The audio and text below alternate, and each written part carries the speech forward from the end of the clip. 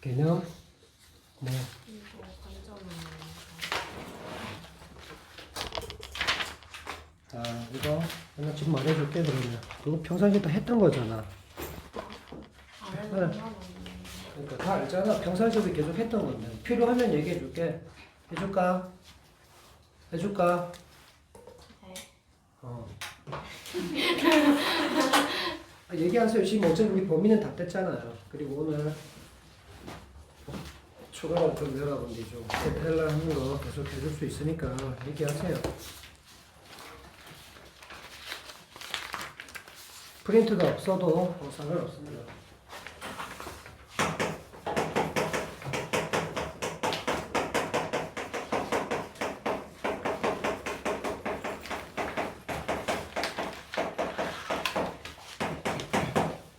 앞으로 역시 2학년이 되면 우리가 문학을 계속 또 시험을 봐야 되죠. 학교 내신에서 매번 잘 나오는 문제 중에 하나입니다. 문학 작품을 우리가 어디 초점을 좀 더 맞춰서 감상을 할지 그 감상의 방법, 즉 관점에 대한 이야기. 목 좀 쉬었어요. 주말에 수업을 너무 많이 해가지고 어제 토요일날, 일요일날 합쳐가지고 한 12시간을 수업을 했어요. 그래서 목이 갑자기 확 가버려갖고 좀 이해해주세요. 문학의 감상 관점에 대한 이야기는 아마 아르면 중학교 때부터 아마 들었던 내용들일 거예요. 작품이 있으면 이 작품에만 only 초점을 맞춰서 우리가 감상을 해드릴 수 있겠죠. 예를 들어 이게 소설이다. 그럼 작품 내부에 있는 그런 요소들 가지고 감상할 수 있단 말이야. 예를 들면 뭐가 있겠어요? 등장인물에 대한 얘기, 그리고 배경에 대한 얘기, 사건에 대한 얘기, 또는 구성에 대한 얘기, 아니면 시점에 대한 이야기. 우리가 이론상으로 배웠던 내용들이 다 이 작품 안에 있는 구성 요소들이라고 보시면 되겠죠. 그렇죠? 그래서 그 작품에게만 초점을 맞춰서 감상하면 그 뭐라고 한다? 내재적 감상 방법이라고 얘기하죠. 그래서 이 감상 방법이라고도 하고요. 감상 관점이라고 같은 말입니다. 혹시나 문제에서 발문에서 이런 말이 딱 보였다면 무조건 이거 묻는 문제입니다. 이론이 안 떠오르면 풀 수가 없는 문제예요. 그래서 내재적 관점. 그럼 이제 내재가 있으면 당연히 외재도 있겠죠. 그럼 이제 작품에서 벗어난 거겠죠, 그렇지? 그래서 작품을 쓰는 작가가 있을 것이고, 또 이런 독자가 있을 것이고, 그리고 이 작품이 만들어질 당시에 어떤 시대적 상황이라는 게 있겠지. 이 노란색에 초점을 비중을 더 맞춰서 작품과의 관련성을 이렇게 이야기를 해서 감상을 할 수도 있단 말이에요. 그죠? 그러면 이건 외재적 관점이 되겠고, 그 외재적 관점에 보다시피 세 가지가 있습니다. 그러면 작가와 작품과의 관계에 좀 더 많은 비중을 두고 감상을 한다면 이건 뭐라고 하죠? 작가한테 포인트를 맞추세요. 작가는 표현하는 사람이니까 표현을 관점이죠. 그리고 독자는 작품을 받아들이는 입장이죠. 그죠? 그래서 뭐합니까? 수용이라는 말도 쓰는데 솔직히 수용이라는 말보다 더 많이 쓰는 표현은 뭐다? 이번 또 왜 전화 오셨지? 네, 대학생님. 네. 네. 그러셔요? 네, 저도 목이 좀 많이 쉬어서요. 네, 알겠습니다. 목 많이 하세요. 네, 혹시 라이브로 볼 수 있으면 보세요. 네, 알겠습니다. 몸 조리하세요.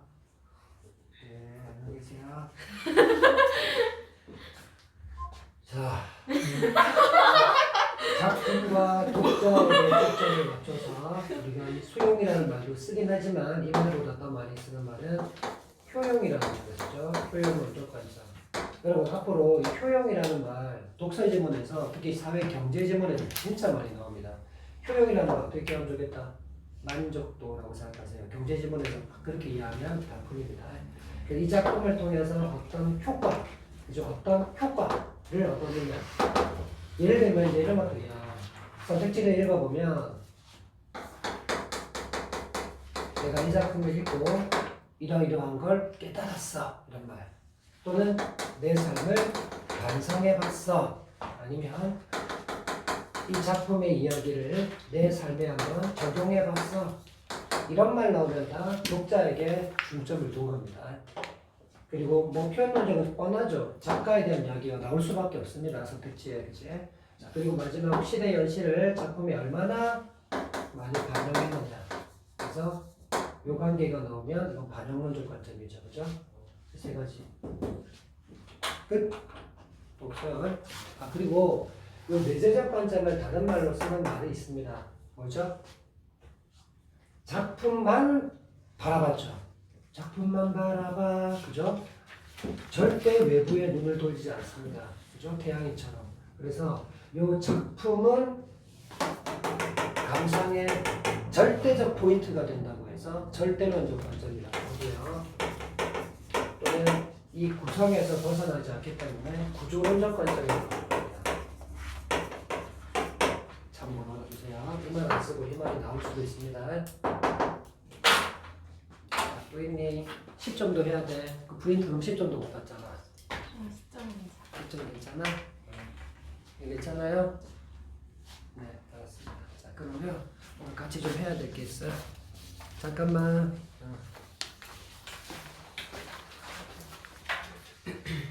하나씩 받으세요. 빨리 받으세요. 이게 뭐예요? 받아보면 알 거 아닙니까? 뭐 아파 죽겠는데 거야. 말 계속 하게 만들고 있어요. 받아보면 알 거 아니야. 내가 제일 싫어하는 거. 제일 싫어하는 거를 연습을 해야지, 그지? 그리고 또 훌륭한 사람이 될 수 있겠다. 지금 준 건 뭐겠어요? 지금 받은 거 뭐야? 제일 싫어하는 거. 뭐야? 어디서 본 거 안 같아, 이거 지금? 이번에 모의고사에 쳤던 독서지문입니다. 건국고가 이번에 시험 범위가 들어간다라고 해서 쌤 2개만 좀 봐주려고 합니다. 애들이 2개만 좀 봐달라고 해서 지금 이거 여러분 이렇게 할 때 좀 들어둬요. 나중에 여러분들 2학년 되면 바로 독서를 시험 쳐야 됩니다. 그리고 지금 반응을 보셔서 아시겠지만 대부분의 친구들이 모의고사에서 제일 어려워하는 게 독서 파트입니다. 왜? 내용적으로 너무 전문성이 높아요. 읽었는데도 이해가 안 된다. 근데 문제를 어떻게 풀어내야 되잖아요. 그죠? 그래서 그 방법적인 부분들을 오늘 뭐 다는 아니지만 나오는 지문 가지고 좀 소개를 할 테니까 앞으로 혼자서 책 사가지고 기출문제 풀어보더라도 좀 알게끔 내가 좀 접근하는 거나 그러니까 전혀 무방비 상태에서는 어떻게든 지문 읽고 문제 풀어야지 했다가는 실력이 안 들어요. 여러분들. 나중에 위해서라도 지금 좀 들어줘요. 지금 뭐 진도 다 나갔잖아.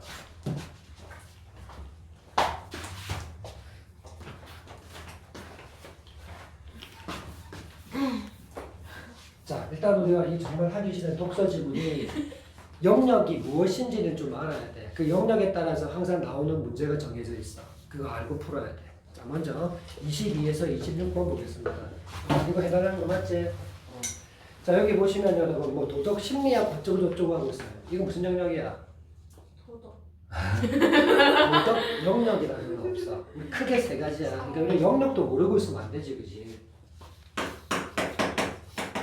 근데 이제 우리가 2학년 올라가면 독서책 받을 거거든요. 그 독서책 안에서도 영역별로 나눠 세분화되어 있어요. 독서 읽기 방법부터 해서 분야까지 해서 다 이렇게 소개받습니다, 여러분들. 그래서 이렇게 미리 여러분들이 예방주사를 좀 맞아서 어떤 지금 독서 지문에 어떤 문제들이 계속 유형화돼서 나타나는지를 알고 푸세요. 그래야 실력이 올라갑니다. 인문 예술 지문이라는 게 있고요. 그 다음에 과학 기술 지문이라는 게 있고요. 이거 뭐겠어? 사회 문화 지문이라고 합니다. 이거 크게 3개로 나눴고요. 그러니까 지문이 항상 몇 개씩 나와? 3개씩 나오면 모의고사를 보면. 그러면 이 도덕 같은 경우는 어디 넣을래? 인문예술. 인문예술이 거의 많이 들어간다고 보시면 돼요. 자, 그러면 일단 영역에 따라서 어떤 문제가 자주 나오는지는 좀 알아봐란 말이야. 그리고 지문 읽기 전에 좀 이제 실력이 좀 붙은 친구들은 문제부터 먼저 빨리 읽어야 돼. 왜? 이 문제를 읽으라고 해서 선택지 하나하나 다 읽으라는 뜻이 아니야. 발문만 보라는 뜻이야. 왜 보냐는 그 이유가 있어. 지금 여러분들 3등급 이하로 나오는 친구들은요. 절대적으로 시간이 부족합니다. 본인 생각해 보세요. 내가 지금 3, 4, 5등급 이하다. 그러면 절대 시간 내에 내가 지문을 못 봅니다. 선생님 저는 3등급인데 보는데요. 간혹 그런 친구도 있어요. 그런데 그런 친구들은 정확도가 엄청 낮죠. 왜? 그냥 빨리만 보는 겁니다. 빨리만 본다고 해서 의미가 없죠. 정확도도 있어야 됩니다. 그러니까 1, 2등급 맞기가 그렇게 쉽게 여러분들이 보장을 못하는 거예요. 그러면 최대한 내가 읽을 수만 있는 시간만 확보한다면 그 읽지 못했던 지문에 반 정도는 풀어낼 수가 있어요. 여러분들이. 그 정도는 됩니다. 여러분들이. 그런데 읽기조차를 못하니까 그 문제 점수를 받을 수가 없는 거예요. 찍는 것도 여러분들 찍어서 맞았다고 해도 그래서 여러분이 막 등급이 맨날 3등급 받다가 2등급 받으면 기분 좋아요? 자기 실력 아닌 거 본인이 잘 아는데? 그지? 그러니까 요행을 바라는 건 그만하고 정말 실력적으로 내가 점수를 획득할 수 있는 방법을 자 구사해야 됩니다. 자 그럼 시작할게요. 22번에 문제를 보냈어요. 내용 일치 여부를 묻고 있죠. 이런 내용 일치 묻는 문제를 여러분들 독서책에 보시면요. 읽기의 어떤 방법이라고 해서 사실적 읽기라는 말을 배웁니다. 첫 번째 문제는 매번 사실적 읽기 문제를 준다는 뜻이야. 이 말은 뭐냐면 그냥 바보 아닌 이상 다 맞춰라는 뜻입니다. 바보가 아니면 다 맞추는 문제입니다. 근데 선생님 바보예요.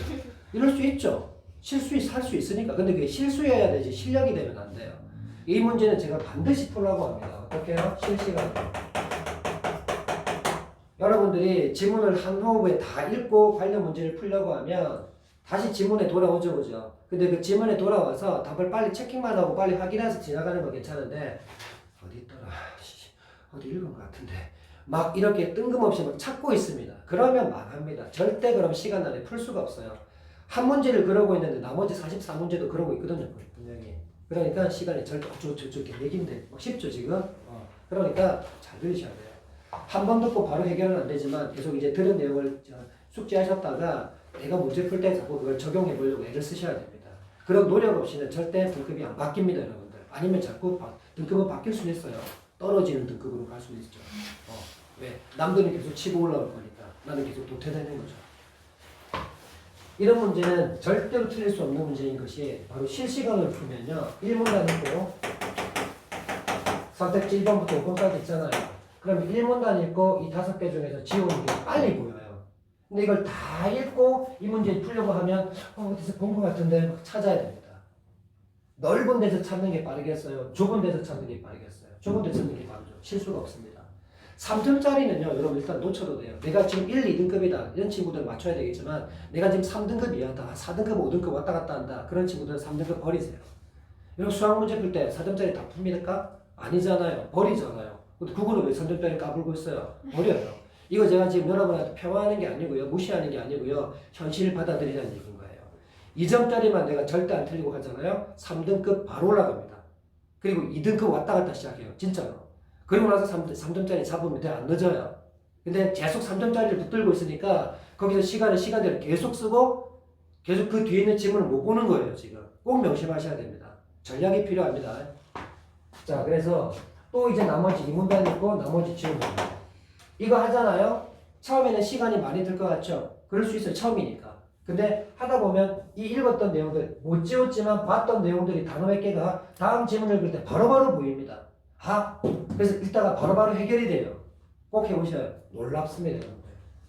그래서 이런 문제는 촘촘하게 한 문단 한 문단 훑어내기 때문에 안 틀립니다, 웬만하면. 그런데 2학년, 3학년 모의고사 같은 경우는 조금씩 이제 좀 어려워집니다. 왜? 사실적 읽기라고 해서 1학년 과정에는 그래도 지문에 있던 말을 그대로 쓰는 경우가 많거든. 찾기 게임이야. 근데 2, 3학년 올라가면 그대로 쓰는 경우가 좀 줄어들기 시작합니다. 이 말을 반대로 쓰는 말이 곧 그 말이라는 것도 이해해야 되고요. 약간 그런 과정들이 필요할 겁니다. 자, 그 다음에 이제 22번에 앞에 그 선지에 문두만 확인하세요. 콜버그, 블라지, 콜버그. 뭔데? 사람 이름들이야. 그래서 이게 인문인 거야. 인문이 바로 뭐야, 대표적으로? 사람 인자에 글을 문자지. 어떤 사상가나 철학자, 동양 서양 구분하지 않고 사상가나 철학자들의 자기 견해 주장, 이론들을 펼치는 게 인문이야. 그 다음에 사람이 여러 명 나온다는 기본 세팅 값이고 그 사람들이 과연 무엇을 주장하는지가 무조건 핵심입니다. 견해 주장은 반드시 뽑아내야 됩니다. 그리고 사람이 여러 명이 나오잖아요. 그 안에서도 같은 생각을 가진 사람끼리 또 무리를 지을 수 있어요. 이런 거 묻는 문제가 항상 출제되는 게 인문입니다. 견해 주장을 반드시 체크하세요. 자, 그다음 23번에 고기 박스가 나왔는데요. 우리 문학에서는 보기가 나오면서 항상 어떻게 했어? 먼저 읽고 그 작품에 대한 관점을 먼저 방향을 먼저 우리가 좀 인지한 뒤에 분석을 들어가고 그러면서 이 보기 내용이 작품 내용과 이렇게 연결되는구나 하고 찾아라 그랬죠. 그죠? 그러려고 보기를 주는 겁니다. 그런데 독서 지문의 보기는 먼저 읽는 게 아닙니다. 이건 뭐냐? 지문 내용을 얼마나 잘 이해했는지를 내가 한번 다른 사례를 줄 테니까 보기로 한번 적용해봐. 지문 내용을. 그래서 항상 이 보기 딸린 문제는요. 윗글을 참고하여 또는 윗글을 뭐 고려하여 이런 말들이 항상 바탕으로 항상 이런 말이 붙어 있어요. 근데 이런 문제가 보기 단독으로만 생각한다면 절대 풀 수가 없죠. 지문의 내용과 계속 연결의 고리를 지어주셔야 그 말이 맞다 안 맞다를 구분할 수가 있게 됩니다. 똑같은 말을 절대 쓸 수가 없죠. 왜냐하면 다른 사례를 적용시켰으니까. 근데 지문 내에서도 사례라는 게 자주 나옵니다. 여러분들. 개념 설명 뒤에 항상 사례가 붙게 돼 있어요. 그 사례와 이 사례가 예를 들어 지문은 사과를 줬는데 여기는 바나나를 주는 것밖에 없어요. 그러니까 거의 동일한 내용들이기 때문에 사례만 바꾼 밖에 없어. 그래서 지문을 계속 대응시켜야 돼요. 보통 이런 보기가 딸려있는 문제가 3점짜리가 많은데 여기는 지금 보기가 2개가 나왔습니다. 25번도 보기가 있죠. 그러니까 이 보기가 3점짜리였던 거야. 이 문제 역시 마찬가지야. 사례 적용 문제이기 때문에 지문 내용을 계속 끌고 들어와야 돼. 자, 그 다음에 24번은 블라지의 견해를 바탕으로 기억력에 대해 보이는 방법으로 가장 적절한 것을 물었어. 일단 두 가지가 돼야 되겠지.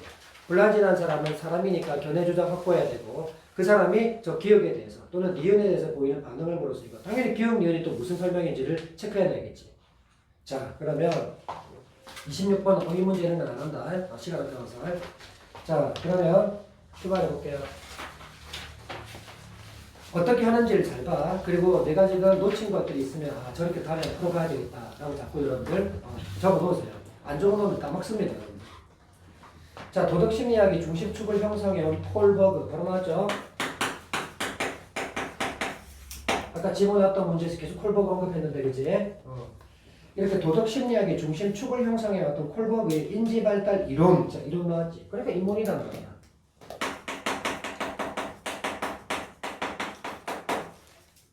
네, 여러분 잘 모를 수도 있겠지만 이 인지발달에 대한 이야기 모의고사 질문에 진짜 잘 나옵니다. 그리고 평상시에도 TV에서도 꽤 많은 사람들이 이 말 많이 써요. 인지발달 이론이라는 말 먼저 볼까요? 여기에서는 도덕적 이해를 도덕적인 이해를 이게 목적어잖아요. 그럼 독서지문도 국어처럼 풀 수 있다는 걸 제가 보여드린 거예요. 배경 지식 저도 없어요, 여러분들. 배경 지식이 없는데도 국어적으로 접근해서 푸는 방법이 있단 말이에요. 자, 도덕적 이해를 이 목적어잖아요. 목적어를 우리가 보통 뭐라고 합니까? 대상이라고 얘기합니다. 이게 중요한 대상이구나 지금.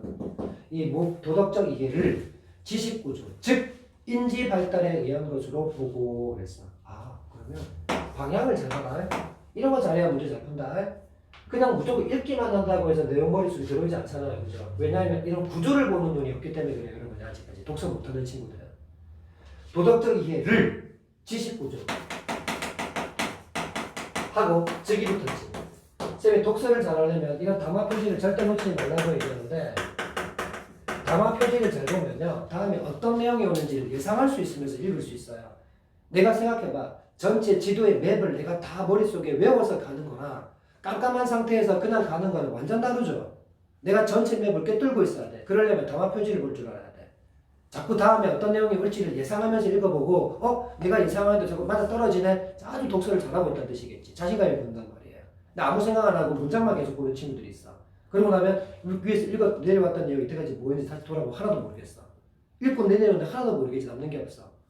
지금 독서 지금 잘못하고 있는 거예요. 그럼 여러분들이. 모든 독서 지문은요. 읽었던 내용들을 밑에 읽으면 밑에 읽었던 내용이 위에 이 말과 똑같은 말이구나. 또 읽다 보면 이 말은 또 이 말과 같은 말이구나. 계속 연결이 지어집니다. 그렇게 대응을 시킬 줄 알고 읽어야 돼요. 독서를 하려면. 자, 그러면 지식구조 즉 나오는데 즉 이게 뭐냐? 다시 말해서 한 번 더 말한다는 뜻이에요. 이 뜻은. 그렇다면 앞에 있는 말과 뒤에 있는 말은 단어는 달라도 같은 동격이 되어버립니다. 그래서 앞에서 말이 좀 어려웠다 하더라도 뒤에서 좀 쉽게 풀어주겠다는 뜻이거든. 그러면 뒤에 읽었던 내용을 다시 앞으로 갖고 와서 이 말이 이 말이었구나 라고 이해를 할 줄 알아야 됩니다. 볼게요. 79조. 즉 인지발달. 지금 인지발달 이론이라는 용어가 나오는데 이 인지발달이라는 말을 달리 말하니까 지식구조였구나. 인지 발달하면 잘 모르겠는데 지식의 구조화는 그래도 조금 이해가 될 만하잖아요, 그죠? 지식 구조가 인지 발달이었단 말이야. 그러면 결국에 이제 우리가 머릿속에 얼마나 많은 지식을 우리가 넣어놓느냐 말이야. 그 지식 구조가 즉 인지 발달이고 이것이 잘 되면 잘 돼 있을수록 도덕적 이해로 잘 되겠다는 얘기겠죠. 그래서 여러분 화살표 방향이 왜 중요하냐면 글을 읽을 때 인과가 정말 중요합니다. 특히나 과학기술 지문은요, 이게 무조건 세팅 값입니다. 인과가 모여서 과정을 만들거든요. 과학기술은 무조건 나오는 출제 요소고요. 그런데 다른 독서 지문에서 이런 인과가 나오면요, 문제 잘 냅니다. 출제자들이요. 왜? 말 바꾸기 좋거든요. 자, 보시면 지식구조, 즉 인지 발달에 의한 것이지. 뭐뭐에 의한. 뭐뭐를 통해. 이런 담화 표지가 나오면 순간 인과가 나온다고 생각해야 돼요. 여기 왜 중요하냐면 앞에 A라는 말이 나왔고요. 뒤에 B가 나왔어요. 이 긴 지문들, 그것도 어려운 지문들을 읽고 있다가 A와 B의 관계는 내가 분명히 읽다가 이 단어는 본 것 같아, 느낌상. 이 출제자가 이런 걸 애들한테 함정을 파는 거예요. 그러면 출제자는 B에 의해서 A가 된다는 식으로 출제 지문을 하나, 그 선택지를 만듭니다. 그러면 순간적으로 이 단어는 분명히 공기억이 있으니까 순간 맞는 것처럼 보여요. 출제자들이 아주 전형적으로 많이 쓰는 오답 만드는 방법 중에 하나입니다. 이거. 그러니까 뭐에 의해서 뭐 된다는 건 앞에 게 원인이고 뒤에 게 결과예요. 인과가 바뀌면 잘못되죠, 그죠? 이런 거 잘 보셔야 됩니다. 그래서 지식구조, 즉 인지 발달을 통해서 이렇게 도덕적 이해를 한다라고 보고 도덕적 이해가 자동적으로 도덕적 행동을 이끌 거라고 생각했다. 자, 봐봐. 쌤이 사람 이름 나오면 반드시 동그라미 쳐라. 그래서 그 사람의 견해 주장을 반드시 보라 그랬지?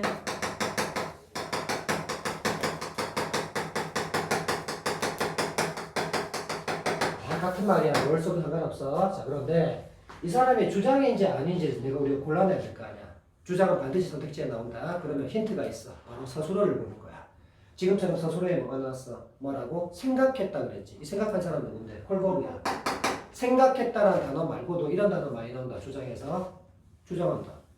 설명한다. 당연한 거겠지? 자, 그 위에 나오는 거. 뭐뭐라고 본다. 뭐뭐라고 여긴다. 이런 서술어가 나오면 바로 견해 주장이야. 그럼 옆에다 뭐 해야 돼? 주장 쓰고 지나가. 나중에 어딨더라 찾는데 시간 괜히 몇 초 보내지 말고 표시해두면 빨리 그 선택지를 볼 수 있단 말이에요. 어차피 지문 돌아오는 건 해야 돼요, 여러분들. 1, 2등급도 돌아옵니다. 돌아오는데 빨리 확인만 하고 가는 거예요. 다시 읽고 있으면 안 돼요. 자, 그러면 도덕적 이해가 결국 뭐를? 도덕적 행동을 이끌어요. 이건 그런데 어떻게 한다고요? 자동이에요, 자동. 여러분 또 출제 요소 중에 중요한 게 하나 또 뭐냐면요.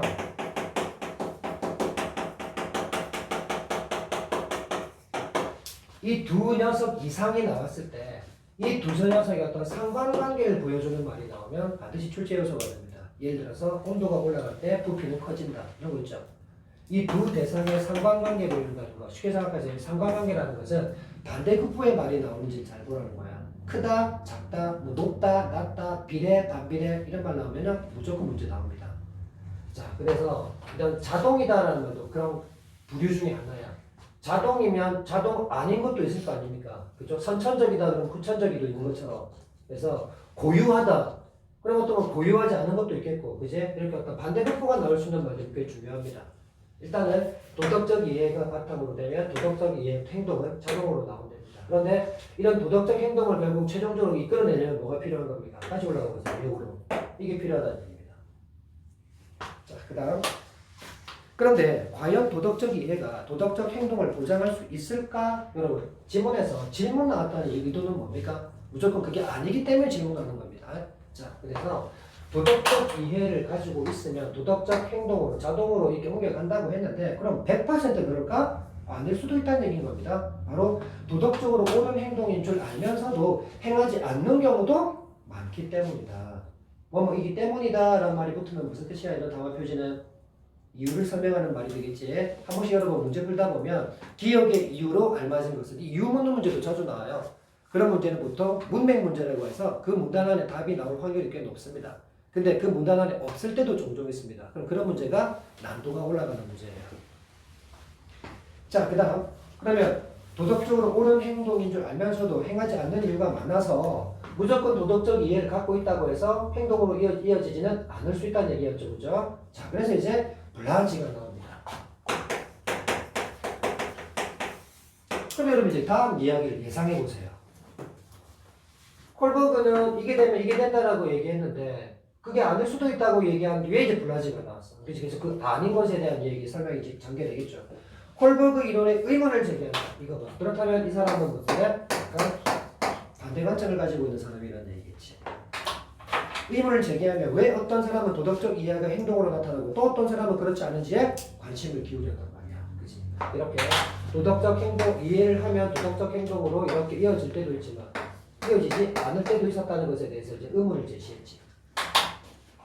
블라지와 콜버그와 마찬가지로 자 여기 또 담화 표지 나왔어. 오늘 이 문제를 맞추고 안 맞추고를 떠나서 어떻게 푸는지에 대한 방법적인 부분들을 알고 간 것도 꽤 큰 수학이 여러분들. 담화 표지 중에 지금 마찬가지로가 나왔어. 그럼 뭔데?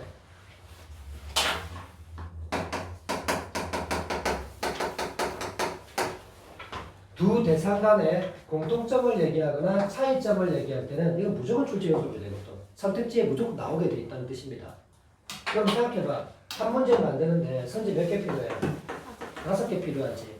근데 보통 이런 문제 몇 문제 나와? 어휘 문제 빼면 보통 3문제, 4문제가 나와. 그럼 4문제 치자.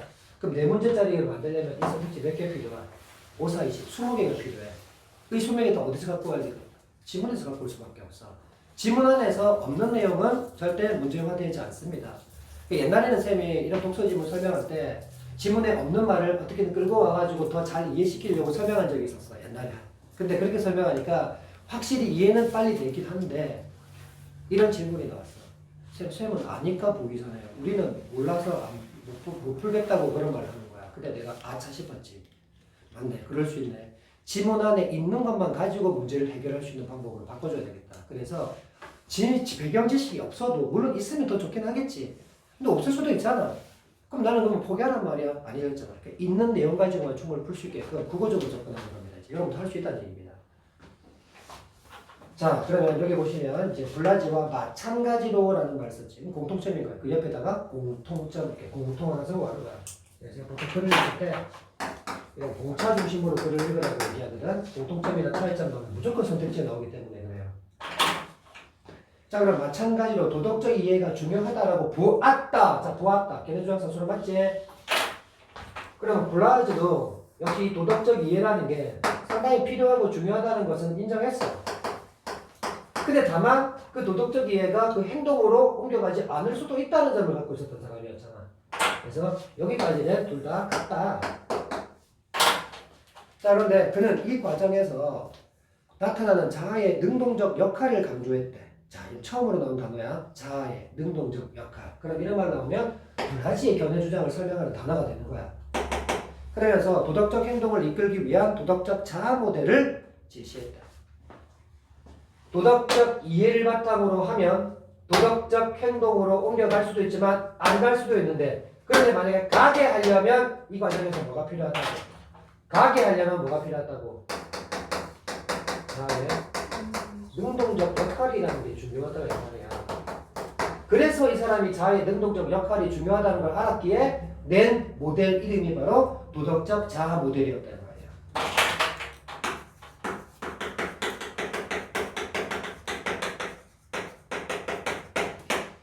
그리고 여러분 출제 요소 중에서 이거는 모든 독서 영역에서 반드시 해야 되는 겁니다. 공통으로 개념에 대한 정의가 나오면요 무조건 또 선택지에 나오게 돼 있습니다. 그러니까 정의가 나오면 그 용어에다가 동그라미 쳐서 표시해 주세요. 쌤 저는 매사 회원이어서 체크 안 해도 됩니다. 그러면 돼요. 안 할 사람은. 근데 저는 보통 한 두 자리 정도 될 것 같아요. 선생님. 그러면 하세요.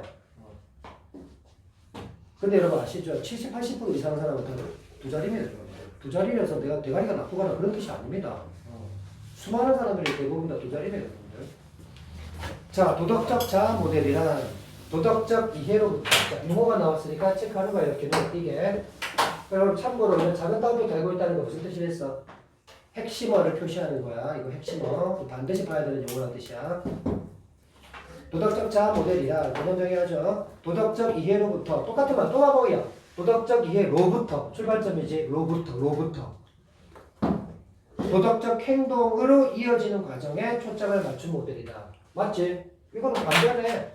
도덕적 이해에서 도덕적 행동을 이끌어내는 이 과정에 대한 얘기를 할 뿐인데 중요한 건 뭔데 이 과정에서 이게 중요하다는 얘기가 보태진 것밖에 없어.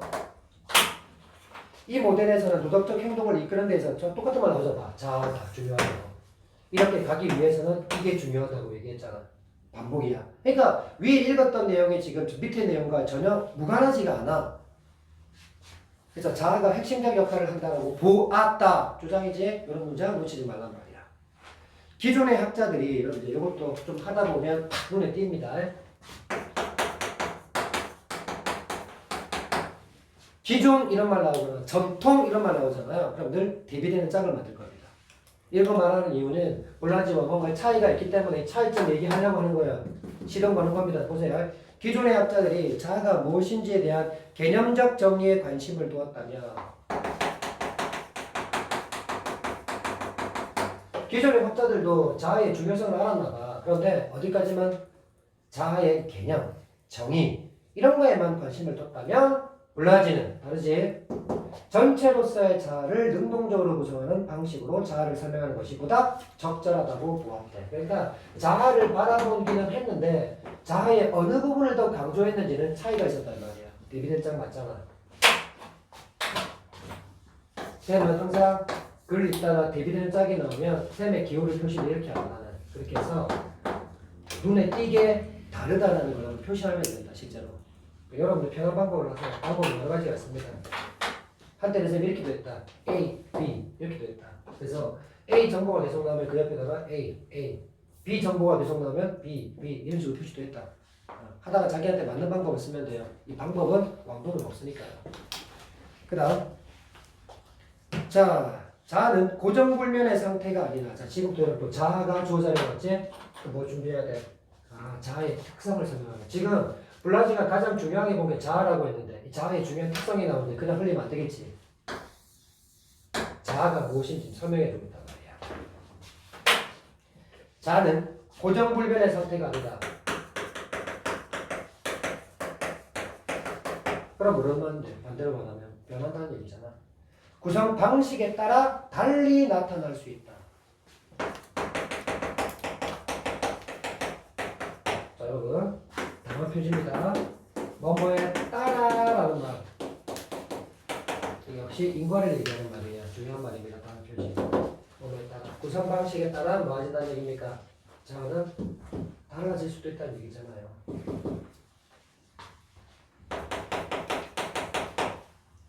자, 개인마다 다른 자아 구성의 방식에 따라 자, 사람마다 구성 방식이 다 다르네. 그럼 자아가 발현되는 것도 다르겠지.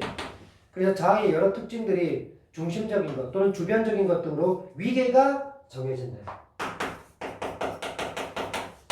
위계라는 말을 또 모르면 안 되겠죠, 그죠? 1등이 있으면 2등도 있고 3등이 있고 이게 위계 질서라는 말 쓰잖아요, 흔히 말해서. 그 차이가 있다는 말이에요. 그러니까 지금 요 앞에서 더 중요한 게 있고 덜 중요한 게 있잖아요. 중심적인 건 주변적이라는 말. 이 말 자체가 위계구나라고 생각해야죠. 다음. 이제 예를 들어주죠. 자, 호흡이 길었습니다. 개념에 대한 정의를 쭉 하다가 이제 사례를 줍니다. 개념 뒤에 나오는 이 사례가 아주 중요합니다. 아까 제가 보기 박스가 사례라 그랬죠? 그런 거하고 직결되는 경우가 아주 다분합니다. 자, 어떤 사람은 자아를 구성하는데 친절이나 우정을 경쟁보다 중심적 위치에 두기도 하고 또 어떤 사람은 주변적 위치에 놓기도 하겠지. 왜요? 자신이 생각하는 어떤 구성 방식이 달랐습니다. 자, 블라지는 자아에 대한 이러한 견해를 통해 인간은 선천적인 기질에 따라 살아가는 수동적인 존재가 아니라는 점을 강조한다. 여러분이 강조한다 서술은 뭔데요? 새로운 견해 주장 생각해야죠. 그러면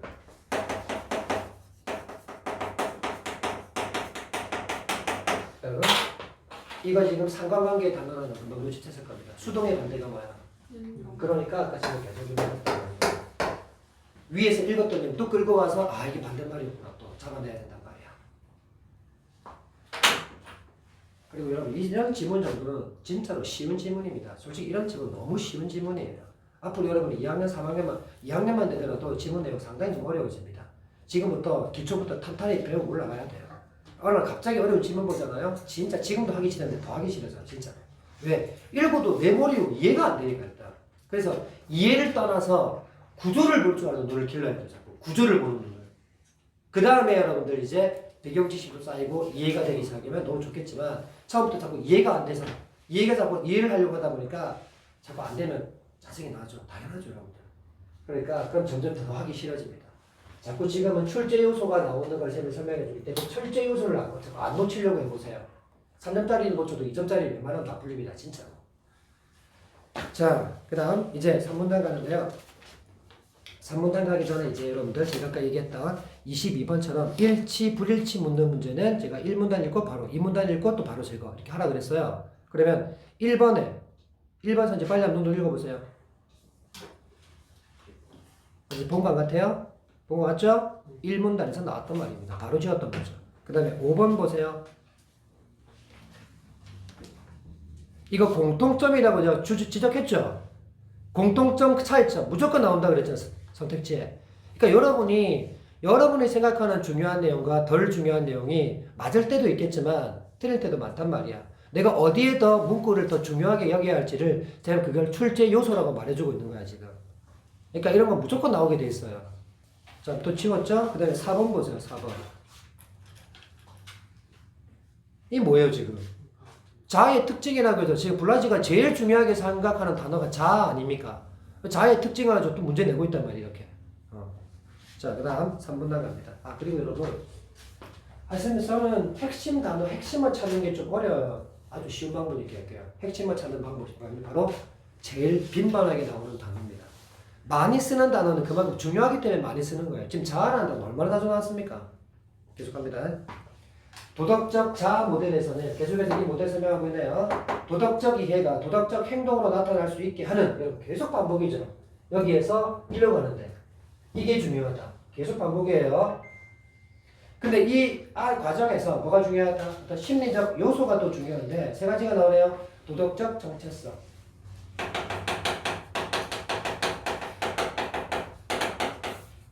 그럼 또 여러분 마음속으로 무슨 해야 돼? 대비되는 짝 3개 나온다 생각해야 된단 말이야. 대조되는 차이를 보이는 게 3개가 나온다고 생각해야 되는 거예요.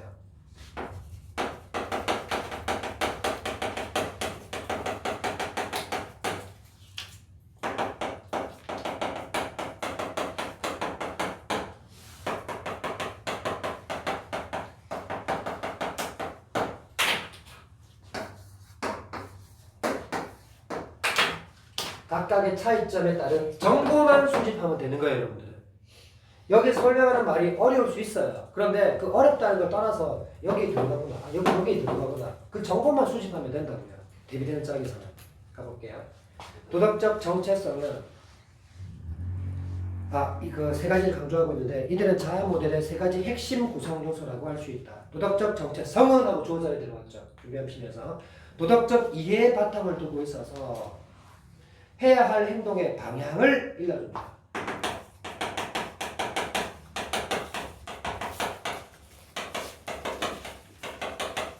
자, 이런 거 나오면 저는 설명한다고 적고 있는 거고요. 우리는 뭐 하면 돼? 지금 안에 이 설명 나왔으니까 가끔 표시해주면 된단 말이에요. 이렇게. 다음.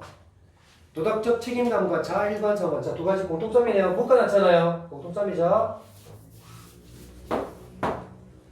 그 방향으로 나아갈 수 있는 추동력을 제공하고 있다.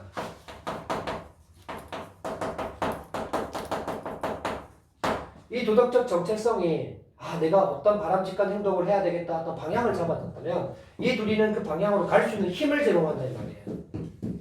일단은 이런 설명이었습니다. 그 다음에 이제 3문단 가기 전에 3문단 봤으니까 22번에 풀 수 있는 선지 남은 거 가지고 보자. 3번 되겠네.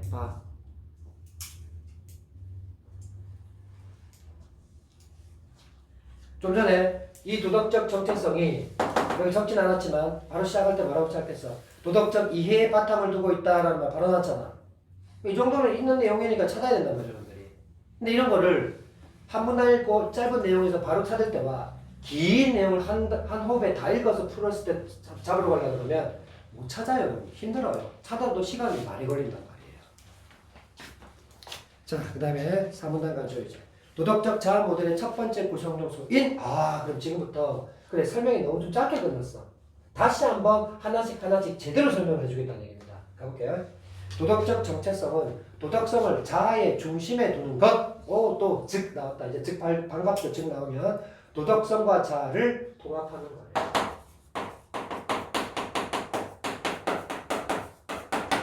도덕성과 자아를 통합하는 거예요. 근데 그 앞에만 이제 다시 볼까요? 도덕성을 자아의 중심에 둔대. 도덕성을 자아의 중심에 둔다고요. 도덕성을 자아의 중심에 둔다고요. 여러분 이런 벤 다이어 그림 같은 거 이용하는 거 내용 이해할 때 정말 도움 많이 됩니다. 그러니까 이런 거는 방법적인 부분을 몰라서 그런 거고 뭐 저렇게 할 수도 있구나. 방법을 빨리 세면 스킬을 배우라는 거예요. 여러분들이.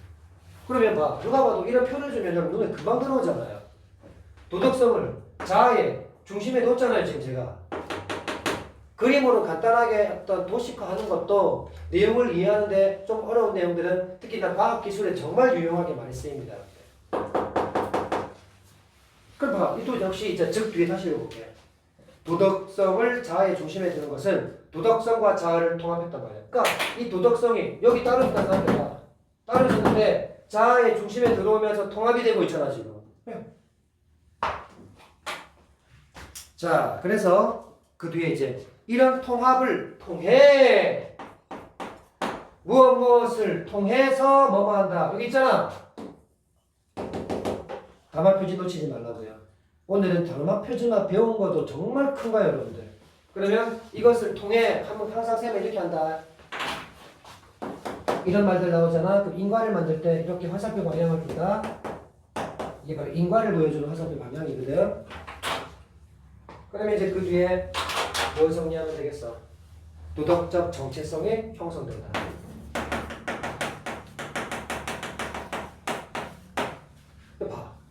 좀 전에 우리가 22번에 3번 선지가 바로 이 말이었잖아. 됐나요? 자, 이제 도덕성은 하고, 여러분 도덕성은 하고 있어. 이거 뭐 할래? 개념적이잖아. 체크해야지 우리도. 작업도 한번 보고 있는데. 도덕성은 선악에 대한 보편적 인식을, 정체성은 본질적인 자아를 의미한다. 개념적이니까 문제 풀 때 필요할 수 있으니까 단어의 용어에는 표시를 좀 해두고 지나가는 말이야. 어디 있더라 하지 말고. 자, 이때 도덕성이 자아의 중심이 되는 정도, 즉 도덕적 통합의 정도. 똑같은 말이잖아. 아까 도덕성이 자아의 중심에 들어간다는 얘기는 도덕성과 자아가 통합된다고 얘기했잖아. 그 말을 또 한번 도덕성이 자아에 통합되는 정도, 그걸 도덕적 통합의 정도라고 얘기하잖아. 그 말 똑같이. 그런 도덕적 통합의 정도는 사람마다 다를 수가 있단 말이야. 아까 여러분 이 도덕성이라는 걸 뭐라고 했었어? 선악에 대한 보편적인 생각이라고 했지? 그럼 이런 거잖아. A라는 사람은 이런 행동이 선한 행동이라고 생각하지만 어떤 사람은 그걸 악한 행동이라고 생각할 수도 있잖아. 사람이 생각하는 그 도덕성이 다 다를 수 있으니까 그 결과도 다르게 나올 수 있는 거지 당연히. 그 다음 도덕적 통합은 이렇게 끊임없이 주의를 요하는, 그래서 부서지기 쉬운 것이기에, 그럼 도덕적 통합의 특징인 거지. 끊임없이 좀 주의를 요구하고 부서지기도 쉬운 것이기에 본능적인 충동을 억제하려는 아주 의도적이고 지속적인 노력이 필요한 것이다. 그래서 도덕적 통합이라는 것은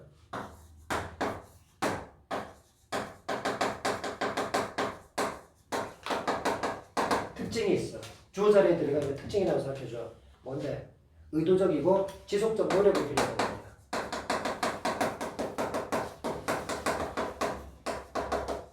왜 필요한데? 왜 필요한데?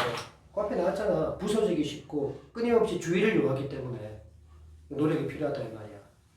애처럼 다루어라 말이야. 다음. 이제 블라지는 도덕성을 자아의 중심에 두는 사람일수록, 아주 또 중요한 걸 나왔다. 이거 과학기술에서 진짜 많이 나온다 이 말.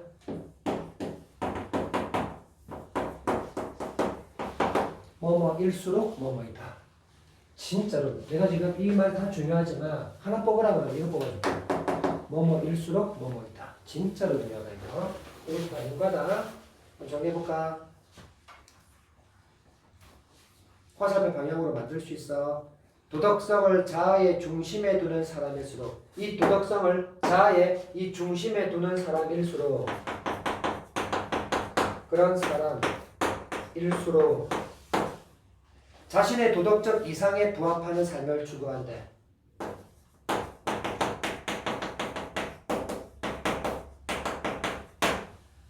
그리고 도덕적 이해를 행동으로 옮길 가능성 또한 높은 사람이래.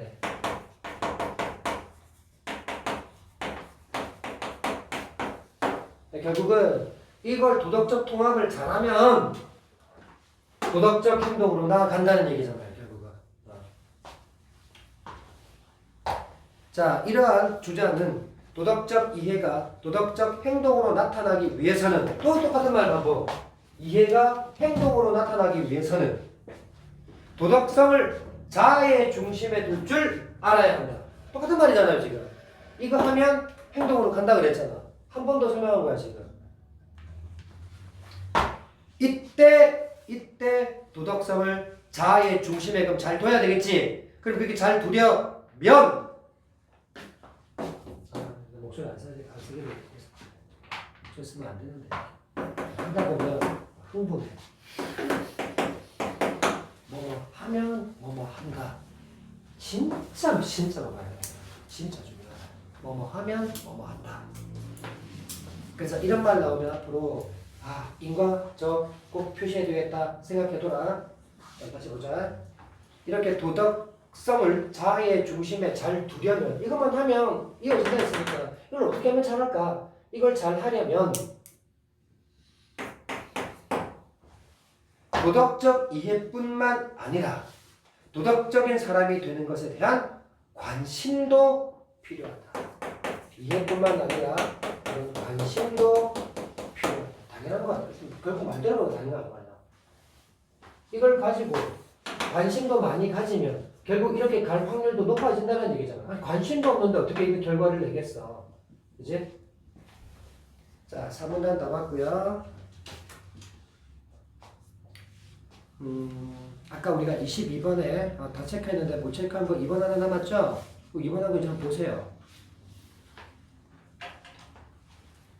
자, 어떻게 고쳐야 맞는 말이 됩니까?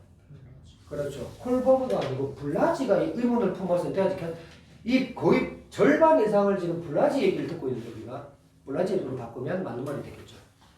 학교 내신에서는 얼마든지 쌤들 이름 바꿔서 이 말을 맞는 말로 변형시킬 수 있는 거예요. 자, 그 다음 이제 두 번째 구성요소 책임감. 어떤 행동이 도덕적으로 옳은지에 대한 판단과 더불어라는 이거 담화 표시는 뭔데? 플러스지, 플러스. 다시 어떤 행동이 도덕적으로 옳은지에 대한 판단과 더불어 그런 행동을 할 도덕적 의무가 있다는 것을 깨닫는 거야.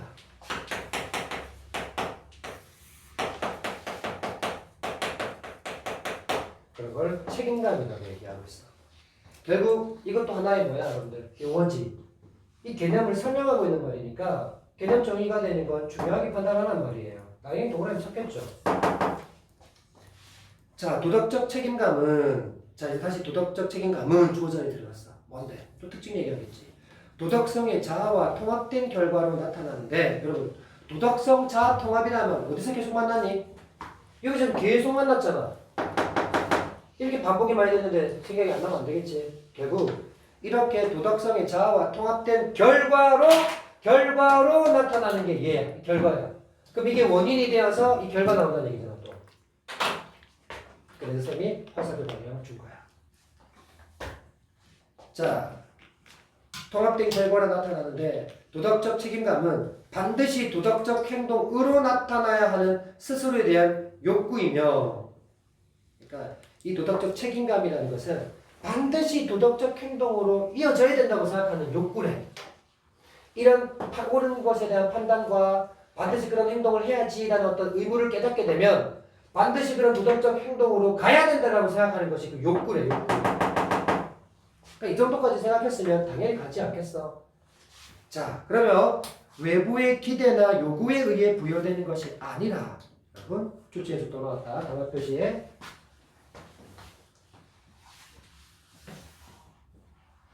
좀 복잡해 보여도 그냥 적을게.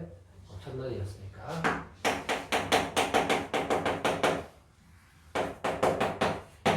이 단어 표지도 출제 요소입니다. 선생님 출제 요소 왜 이렇게 많은데요? 아까 얘기했잖아. 네 문제 만드는데 20개의 선지가 필요하다고. 뭐가 아니라 B다. 뭐 하지 않고 뭐다. 이렇게 중간에 부정어가 들어가고 이거 부정하고 뒤에 긍정하잖아.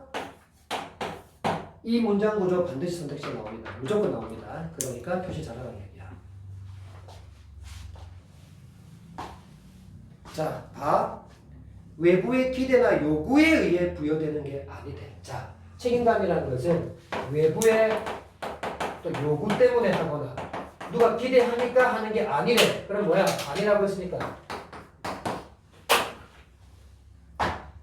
자아가 스스로에게 요구하는 엄중한 의무에 의해 생긴다. 아까 의무 나왔잖아. 반복되는 건 중요하다는 말이라 했어. 자기 자신에게 너 꼭 해야 돼. 하는 의무를 부여했을 때 생기는 거지. 이것 때문에 생기는 것이 아니다. 자, 이제 마지막 자아 일관성. 자신의 자아 의식과 일치해서 살아가고자 하는 인간의 경향성.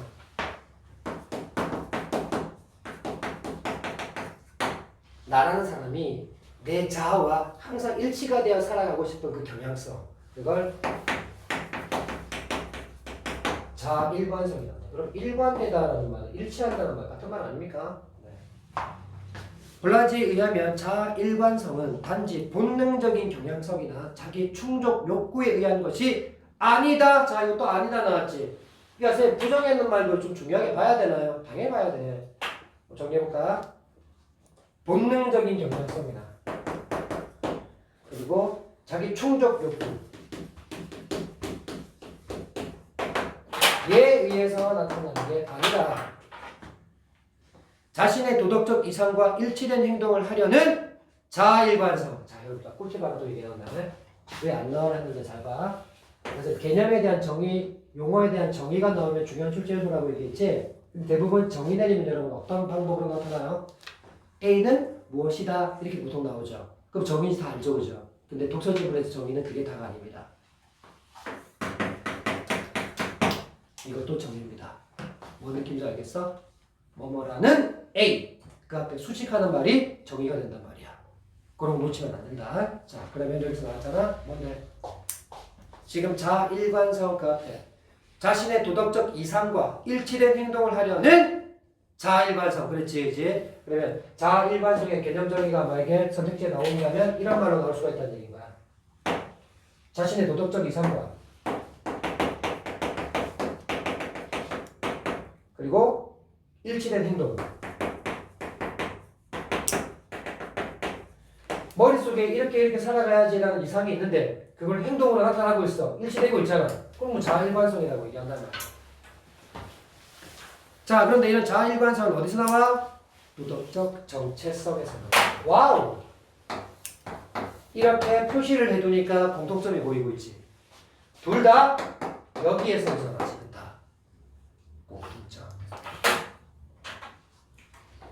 그리고 도덕적 책임감으로부터 도덕적 행동으로의 전환은 자아 일관성에 의해 뒷받침된다. 여러분, 이 뒷받침된다는 이 말이 아까 제가 위에서 했던 말이 또 이 말과 같아지는 거야. 대응을 잘 찾으면 독서는 잘하게 된다라고 얘기했는데 볼래? 아까 이 말을 간단하게 이렇게 설명했고 이 두 말은 이렇게 설명했지. 결국은 이 문장에서 뒷받침한다는 말도 결국 뭔데? 얘가 바탕이 되어서 도덕적 행동으로 갈 수 있게끔 바탕이 된다. 뒷받침해준다. 즉 추진력, 추동력을 제공한다는 것 같은 말입니다. 알겠어요? 자, 자신의 판단에 따라 행동하지 않는 것이 자균열을 의미하기 때문이다. 자신의 판단에 따라 섰으면 행동을 옮겨야 되는데 그거 안 하면 일치되지 않는 거니까 그건 균열이라는 말이야. 일치의 반대말이 균열이니까. 이제 자, 자아의 여러 특징들 중 선과 정의와 공평등과 같은 도덕적 범주를 여러분 팁 줄게. 뭐 하고 있어? 나열하고 있지. 독서 지문에서 나열이 되면 100% 뭐다? 사례다. 나열을 주는 이유가 있어. 사례 제시를 하는 이유가 있어. 문제 만들 때 쓰기 때문에 그런 거야. 그리고 쉼표 찍은 저 나열 말고도 이런 것도 나열이야. A나 B 이것도 나열인 거야. 알겠지? 그러면 이게 뭐의 예시인데? 선, 정의, 공평이라는 게 뭐의 예시인데? 그 뒤에 있잖아. 도덕적 범주. 도덕적 범주의 예라고. 알겠어? 문제 나오나 안 나오나 봐라. 자, 이런 것과 같은 도덕적 범주를 자아의 중심에 둘 때, 즉 도덕적 범주를 자아의 중심에 둔다라는 것은 다른 말로 선을 자아의 중심에 둔다. 또는 정의를 자아의 중심에 둔다. 이런 말과 똑같은 말이 돼버린 거야. 그럴 때 결과가 자신의 도덕적 정체성과 일치된 행동을 하고자 하는 자아 일관성은 결국 도덕적 행동을 이끄는 추동력이 된다. 대놓고 얘기하고 있는데 추동력이 된다고 얘기했잖아. 아까 도덕적 책임감이나 자아 일관성이 동료성은 이 방향을 설정했을 때 그 방향으로 가게끔 힘준다라고 했잖아. 마지막 자아 일관성도 추동력 제공한다라고 얘기하면서 마무리가 되어 있어요. 자, 그러면 23번 보겠습니다. 보면 학자들이 나눈 가상대화 일보다 A 들어갈 내용으로 자기 속정을 했어요. 인지 부조화 이론에 따르면 여러분 인지 부조화예요. 그럼 조화롭지 않다라는 말로 부를 넣은 거 아닙니까? 정말 알겠죠? 자, 개인의 사고와 행동 간의 불일치. 그렇죠. 생각과 행동이 일치하지 않는 거. 이걸 뭐라고 한다? 인지 부조화라고 한다고요, 이걸. 그런데 이런 인지 부조화는 심리적으로 뭘 준다? 불쾌감을 준다고요. 자기 마음에 생각은 자꾸 이렇게 해야지 했는데 공부해야지 내일부터 당장 공부해야지 계획 잡고 해야지 했는데 내일도 안 하고 모레도 안 하고 계속 안 해. 그러면 행동으로 옮기지 않았으니까 여러분 마음속에는 어떻게 뭔 마음이 생겨? 기뻐요? 아니죠. 참 찝찝하잖아. 불쾌감이 생긴단 말이야. 그게 인지 부조화라는 말이야. 그래서 어떤 사람들은 그 때문에 사람들은 불일치를 그렇죠 해소하려고 하겠죠. 왜요? 이게 문제가 발생했으니까. 여러분 숙제였어요. 항상 문제가 생기면 뒤에 뭐가 나온다? 해결책이 나옵니다. 지문 읽다가 문제가 보이거나 한계가 느껴지면 항상 옆에다가 그렇게 적고 지나가세요. 그럼 그 다음 이야기는 무조건 대안 방안이 나오게 되어 있습니다. 자, 그럼 어떻게 해결하는지 보자. 건강에 나쁜 줄 알면서도 이거 안 좋은 건데 습관적으로 야식을 먹는 사람들을 이거 봐.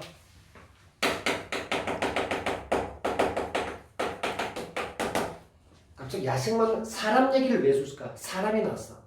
이건 예를 들어주는 거야. 앞으로 여러분들 독서 지문은 예를 들어, 가령 이런 담화 표시가 없어도 개념 설명 뒤에 뭔가 구체화된 이야기가 나오기 시작하면 그거 다 예인 줄 알아야 됩니다. 그러면 인지 부조화 행동을 보이는 예라고 생각하는 말이야. 그래서 야식 먹는 사람은 사고는 무슨 생각하고 있어? 7시 넘으면 아무도 안 먹어야지. 10시 미쳤어. 10시 넘으면 당연히 안 먹어야지. 생각은 갖고 있어. 근데 뭐해? 유튜브 봤더니 라면 졸라 맛있게 처먹거든요. 와, 짜파게티 졸라 땡기네. 그래서 안 되는데 하면서 막 하고 있어. 물 끓이고 있어 지금. 그죠? 그래서 한 개 먹으면 되는데 2개 처먹고 있어. 그지? 김치 냠냠냠 하면서 그지? 이거 배부르다 뒤에는 많은데 자기 합리화하지. 그지? 소화시키면 된다. 뭐 합리화한다든지. 그지? 어디 해볼까? 나쁜 줄 알면서도 습관적으로 야식 먹는 사람은 야식을 참는 것이 오히려 스트레스를 유발해 정신건강에 오히려 안 좋을 수 있다고 자신을 합리화한다.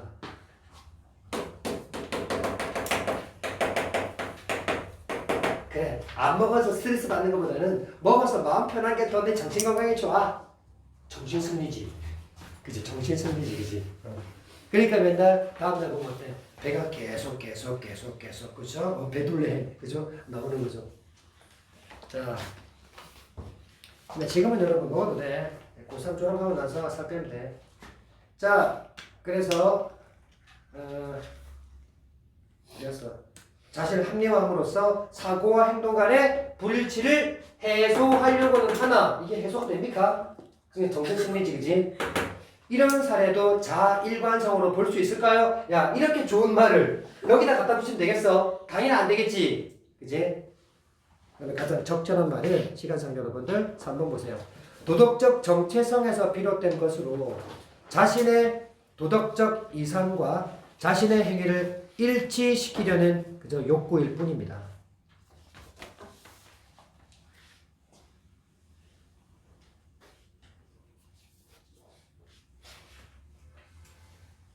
그래서 의리하는 말을 보시면 블라지가 말하는 자일관성은 자기 합리화를 통한 불일치와는 다르단 말이야. 이 사람이 블라지가 말하는 자일관성은 뭔데?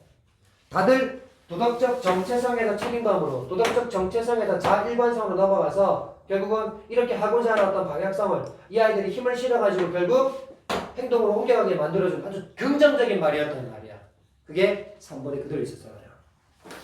다음 24번에 자 블라지의 견해를 바탕으로 자 이제 블라지의 견해는 충분히 알았습니다. 이런 문제를 또 풀 때 여러분들 또 문제 풀 때 이런 표현 하나는 뭐냐면 이 사람의 견해 주장은 읽고는 왔는데도 불구하고 선택지를 보면 순간적으로 맞는 말 같기도 하고 다 맞는 것처럼 보이고 막 그럴 수 있어요. 그런데 이 사람의 견해를 바탕으로 하는 말은 결국 무슨 뜻일까? 아무리 좋은 말이 선택지가 보여도 이 사람이 했던 말이 아니면 일단 제끼라는 얘기예요. 그래서 이 사람의 견해 주장이 아니면 그게 아주 훌륭한 말일지라도 답이 아닙니다. 여러분들. 자꾸 그런 생각을 안 하고 선지가 너무 좋은 말이다 보니까 훌륭한 말이야. 왠지 맞아야 될 것 같은 생각이 드는 거야. 위험한 생각인 거예요. 자 그러면 1번 자 기억에 기반을 두지 않아도 즉 도덕적 이해에 기반을 두지 않아도 니은 도덕적 행동이라고 갑니까? 안 되죠. 무조건 도덕적 이해가 돼야지 넘어가는 거죠.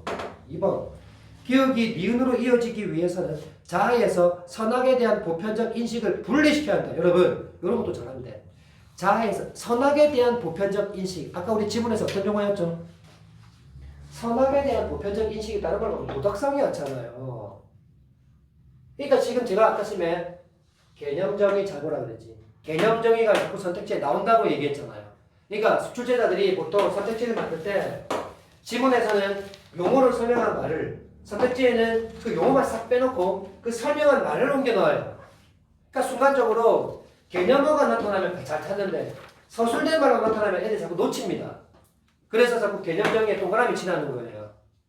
그러면 지금 이 사람이 이 도덕성이 분리돼야 되는가? 도덕성이 자아 안에 들어와야 통합이 돼야지 일어난다고 얘기했는데 분리시키면 안 되죠.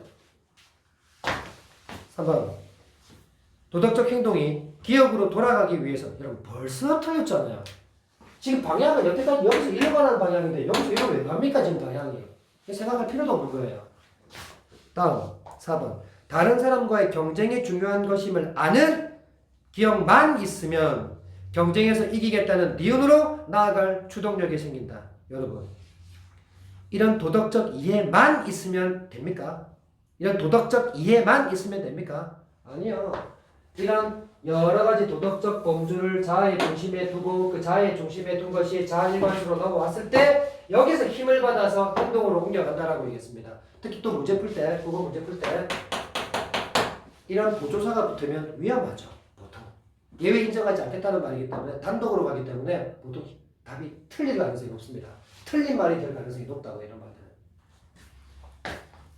근데 만약에 지문 내에서 읽다가 난 고유한 하나만 있다는 유일한 이런 말 나오잖아요. 그럼 좀 신경 써두세요. 그럼 이제 이런 말이 맞는 말이 되어버릴 수 있기 때문에. 오케이? 근데 그렇지 않았습니다. 그러니까 이거 말고도 지금 여러 가지 것들이 필요하다라고 아까 얘기를 했었고요. 특히 자아의 능동성. 자, 25번 가겠습니다. 그 다음 5번에 그러면 답이겠죠. 불우이웃을 돕는 것이 옳은 행동임을 아는 이런 도덕적 이해가 불우이웃을 돕는 이런 행동으로 이어지려면 이거 봐. 이건 그냥 여기서 일로 가려면 이게 중요해요. 이 사람의 내용 핵심 아닙니까 지금? 이 말 그대로 지금 선택지 5번으로 만든 거잖아요, 지금. 그래서 나머지 선택지가 좀 아리까리 했다 하더라도 너무나 선명한 답지가 보였단 말이에요, 여기서. 자, 25번 갑니다. 다음 사례를 바탕으로 도덕적 자아 모델을 탐구해보자. 자, 이런 거 보기 박스는 사례야. 보기 박스는 사례이기 때문에 지문에서 읽었던 내용들을 자꾸 걸어줘야 돼. 보기에다가 A. 성실성은 없지만 평소 주변 사람들의 어려움을 살피고 배려했대. 1번 선지 바로 내려가지. 자아를 구성하는 데 있어 배려를 성실보다 더 중심적 위치에 놓았겠고. 말 그대로잖아. 성실성은 없었다는데 배려했다잖아. 그러니까 이 사람은 어디 갔어요?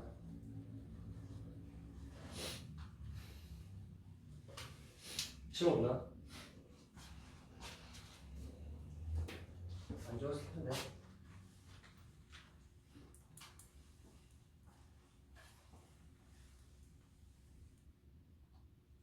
시험 없나? 아까 시험에 여기 안 좋았네, 그지? 이 구성 방식에 따라 사람마다 다르다라고 아까 얘기했었잖아. 이 사람은 아까 지문에서는 뭐 경쟁보다 무엇을 또 뭐보다는 무엇을 더 중심에 두는지에 따라서 그러니까 무엇을 중심에 두고 무엇을 주변에 두는지는 사람마다 다르다고 얘기했어. 그 구성 방식에 따라 역시 뭐뭐에 따라 이런 말 가지고 선지를 만들고 있다는 얘기예요. 그 다음 B. 정직하게 살겠다는 자신과의 약속을 반드시 지켜야 될 의무로 생각하고 실천했대. 여러분, 그러니까 의무라는 말은 어디와 연결돼요? 책임감. 이렇게 자꾸 연결고리를 지으면 선지가 잘 보인다는 얘기예요.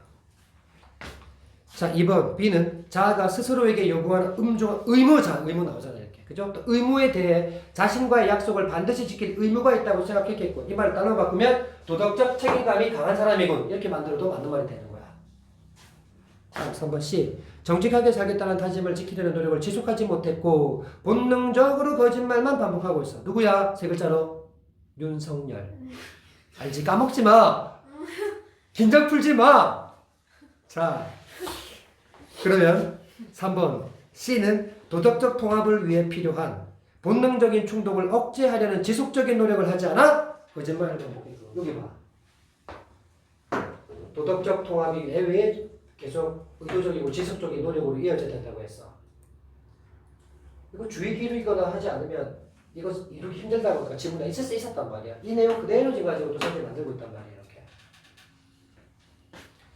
D. 교사가 제시한 실천 과제에 따라 도덕적으로 바람직한 행동을 일상에서 생활화했대.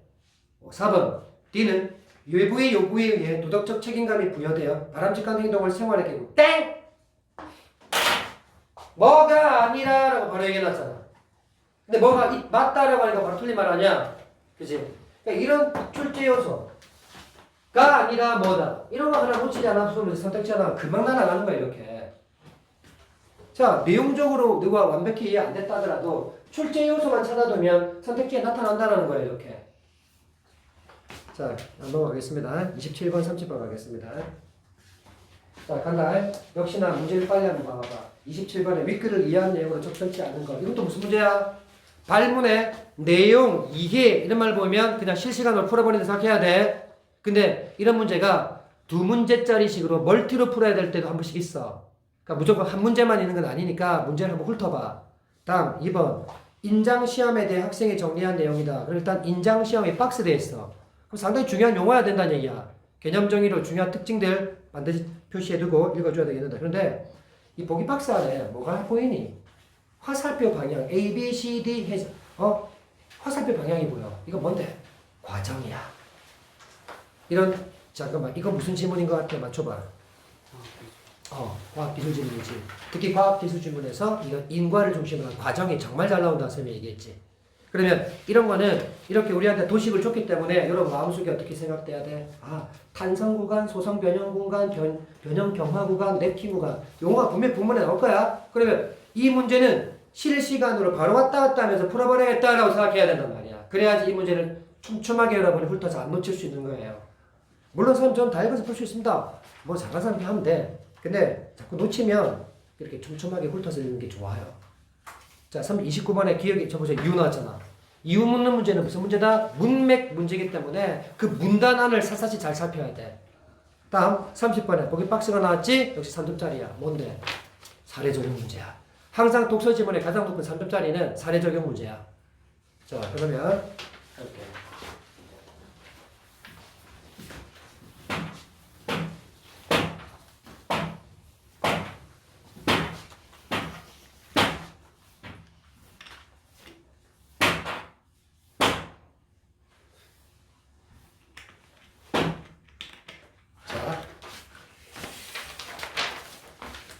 구조물은 부재를 바탕으로 구성되는데 외부에서 작용하는 힘인 하중을 받는다. 여러분, 조금 해라.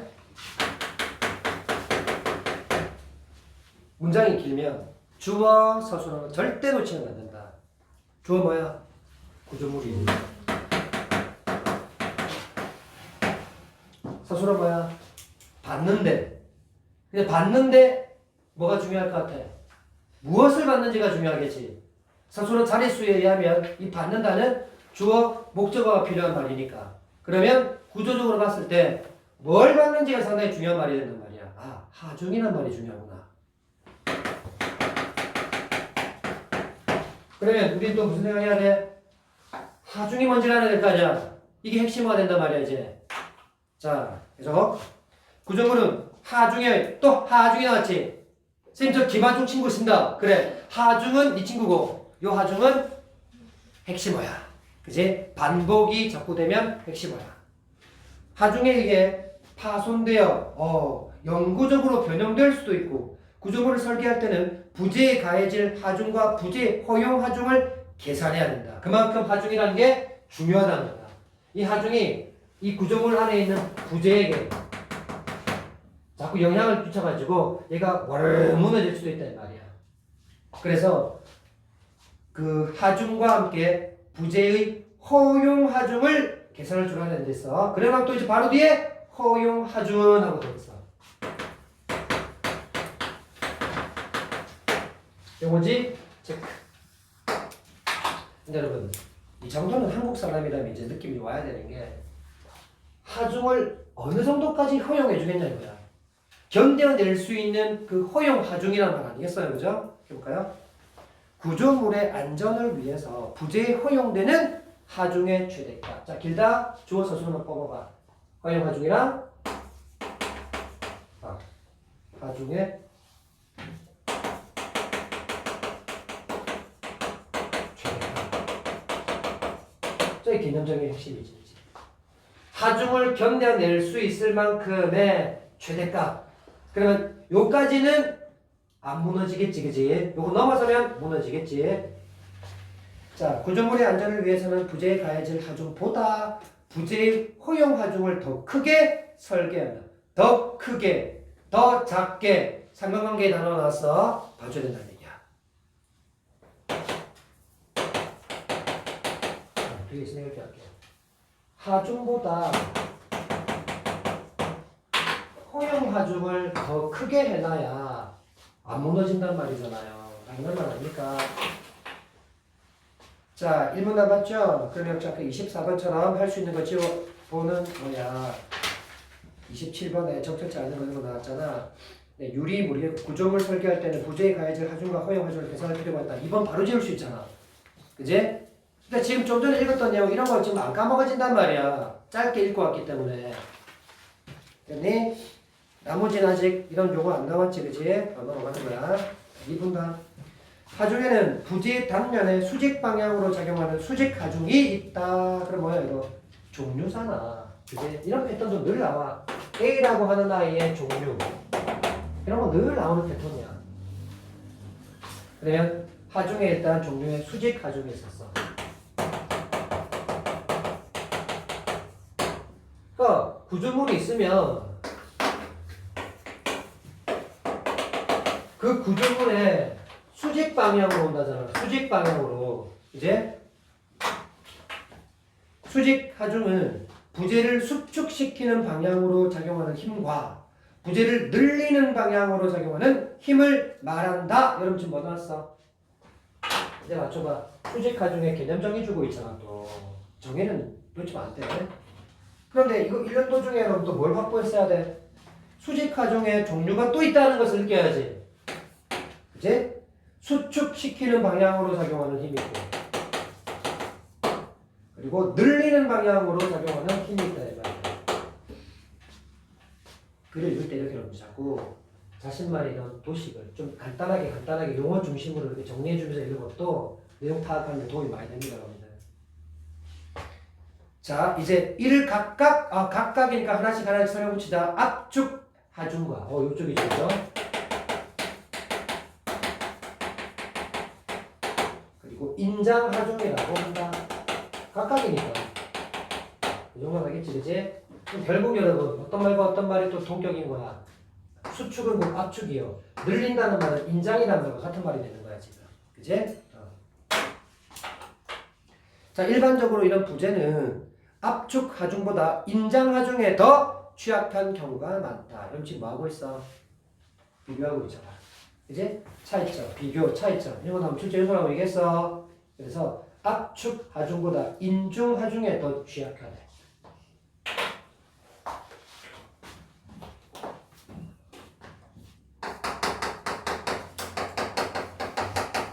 그럼 여러분, 건물을 세울 때 인장 하중이 더 중요하단 말이야? 압축 하중이 더 중요하단 말이야?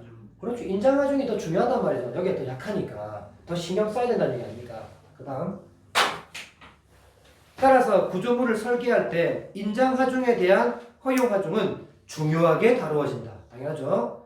인장 하중에 대한 허용 하중을 그럼 계산하기 위해서는 부재의 단면에 작용하는 허용 응력을 먼저 계산해야 된다.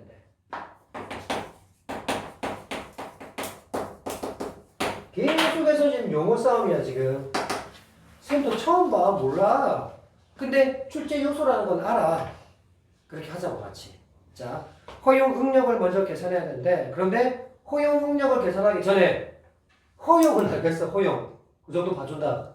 응력도 모자라. 응력. 그래서 그 뒤에 바로 응력의 개념 정의가 나오고 있어요. 그러니까 출제자들은 우리 수험생들에게 문제를 풀게 해주기 위해서 개념 정의를 준다는 것은 문제와 직결된다는 얘기고요. 굳이 어려운 용어가 있는데도 개념 정의가 없었다. 그럼 그 문제 안 된다는 뜻이에요, 여러분들. 자, 그래서 개념 체크합시다. 응력은 하중에 의해 부재의 단면에 나타나는 힘으로 하중을 단면의 면적으로 나누어 구한다. 여러분 오늘 진짜 꿀팁 많이 나온다.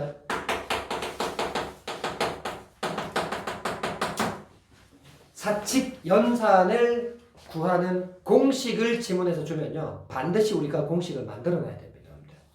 사칙 연산이에요. 수학 아닙니다. 우리한테 뭐 함수 풀라는 그런 거 아니에요. 그냥 더하기, 빼기, 곱하기, 나누기라는 말이 보일 거예요. 물론 조금 더 가면 뭐뭐에 대한 뭐 이런 말 가지고 공식 만들 수 있는데 일단 나왔잖아요. 합시다. 응력이라는 아이는 개념 정의는 두두두고 어떻게 본다. 하중을 뭐로 나눈다. 정말 알겠지? 다른 게 아니야.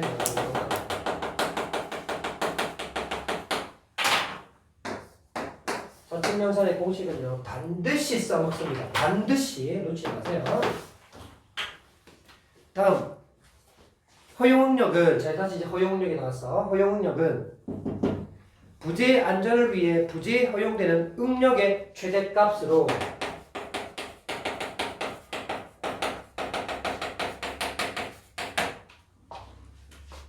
인장 하중에 대한 허용 응력을 구할 땐 부재를 구성하는 재료의 다양한 물리적 성질을 파악해야 한대.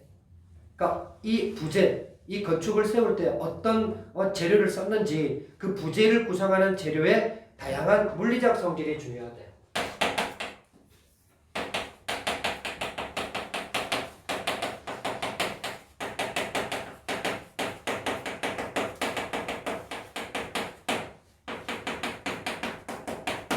건물 함부로 지을 수 없잖아요. 꼼꼼하게 체크할 거 체크하고 가야 된대요. 이를 위해서 뭐를 위해서? 이 물리적 성질을 파악하기 위해서죠. 인장 시험을 시행한다. 아까 여러분 인장 시험 박스 쳐서 문제 나왔잖아요. 그지?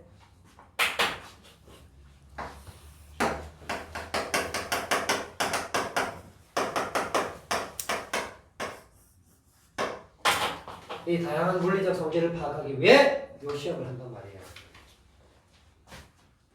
자, 인장시험은 시편에 가하는 인장하중을 일정 크기만큼 점점 늘리는 방식으로 진행하는데, 예를 들어 1 정도니까 견디네, 2 정도 아니고 견디네, 3 하니까 조금만 높게 견뎌서 4 하니까 좀 위험한데 점점 늘리면서 그 인장을, 즉 인장 아까 뭐였어? 늘리는 거였지, 그지?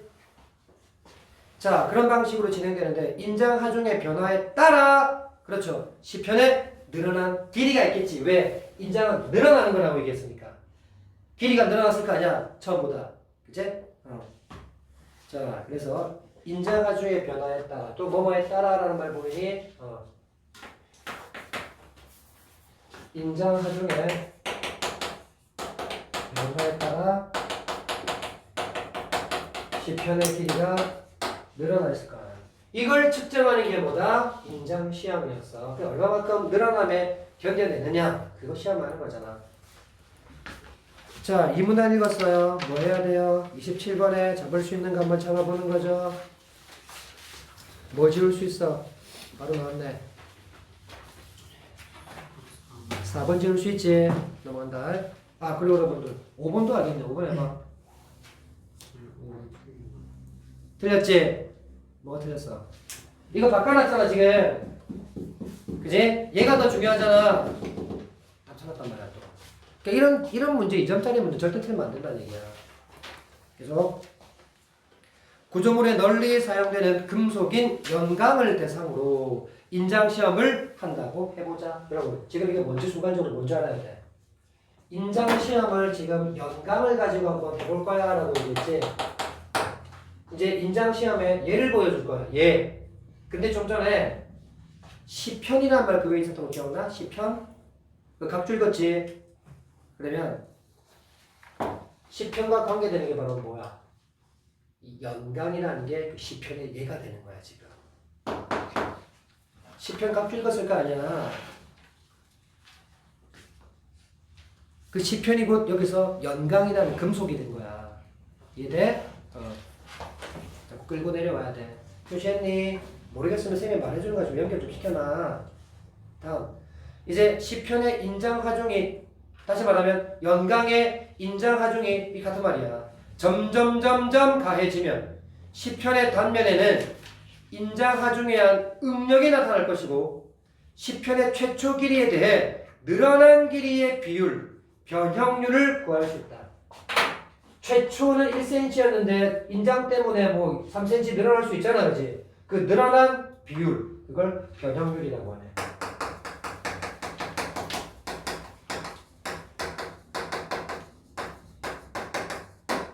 왜 잡았을까?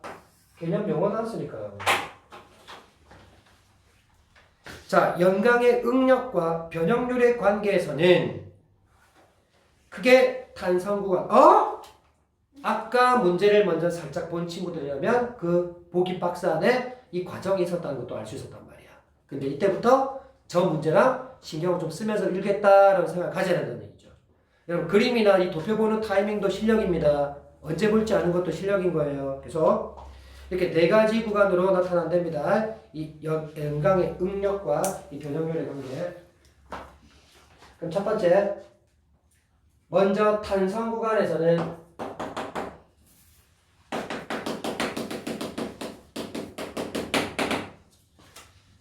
인장하중을 점점점 증가시킬 때 응력이 증가함에 따라 시편의 변형률이 증가하고, 여러분 상관관계 나왔습니다. 이제 용어 전하라고요. 인장하중을 점점 줬더니 거기에 따라 응력이 커지고, 응력이 증가함에 따라 시편의 변형률도 증가하고, 늘어난다는 얘기 쉽게 말하면, 그래서 응력과 이 시편의 변형률은 비례가 됩니다. 누가 봐도 화살표 방향이 같잖아요 지금. 이제 그래서 이렇게 화살표 방향을 만들어 줄 때 쌤이 자꾸 이런 화살표를 주는 이유는 바로 직관적으로 비례 반비례 바로 보인단 말이에요. 이 구간은 재료의 탄성이 작용하는 구간이므로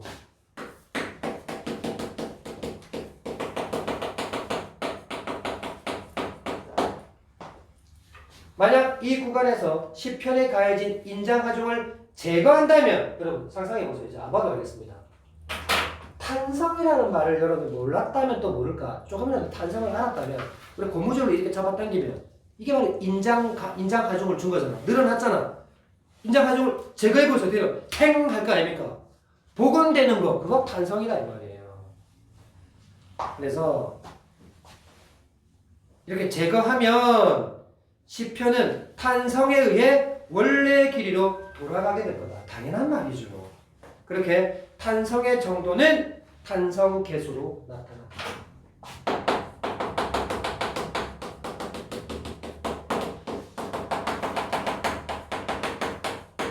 뭔데? 개념 정리가 나왔잖아요.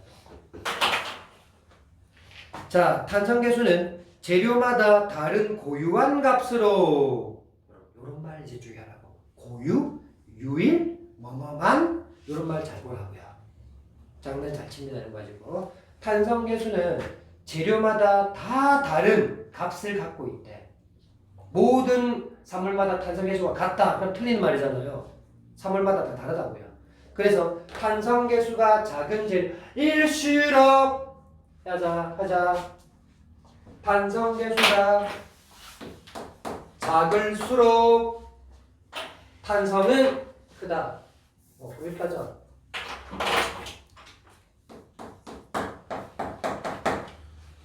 숫자와 탄성 정도의 관계는 반비례 관계인 걸로 알 수가 있단 말이야.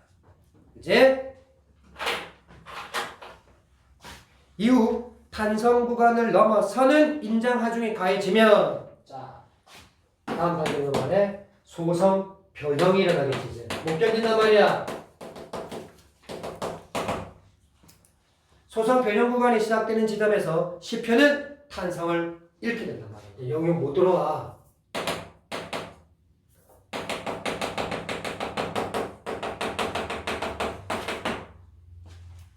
이는 소성 변형 구간에서 10편의 결정 구조 및 원자의 결합 상태에 바로 변형이 일어난 거잖아. 그래서 10편에 영구적인 변형이 생겼음을 의미한단 말이야. 못 들어온단 말이야. 10편에 영구적인 변형이 생겼어.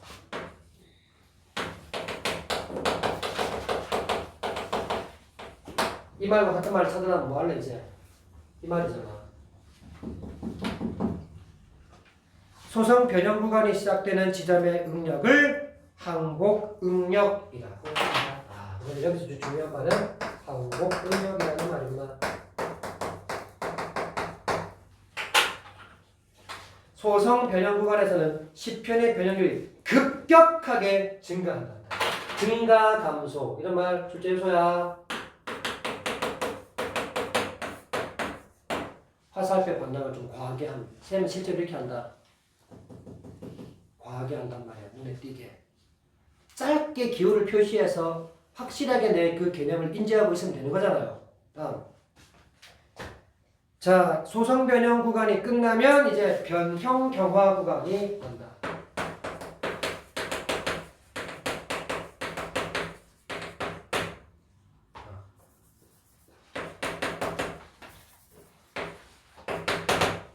나도 이 용어에 익숙하지 않다는 얘기잖아.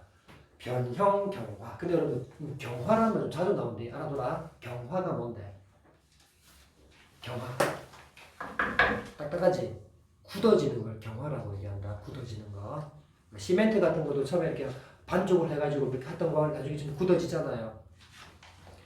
자, 이 구간에서는 응력이 증가함에 따라 10편의 변형률이 증가하고 계속 따라가자. 응력이 증가함에 따라 10편의 변형률 증가하면 똑같죠? 그리고 응력이 계속 증가하여 이 응력이 계속 증가해. 그럼 결국 극한 응력을 넘게 돼.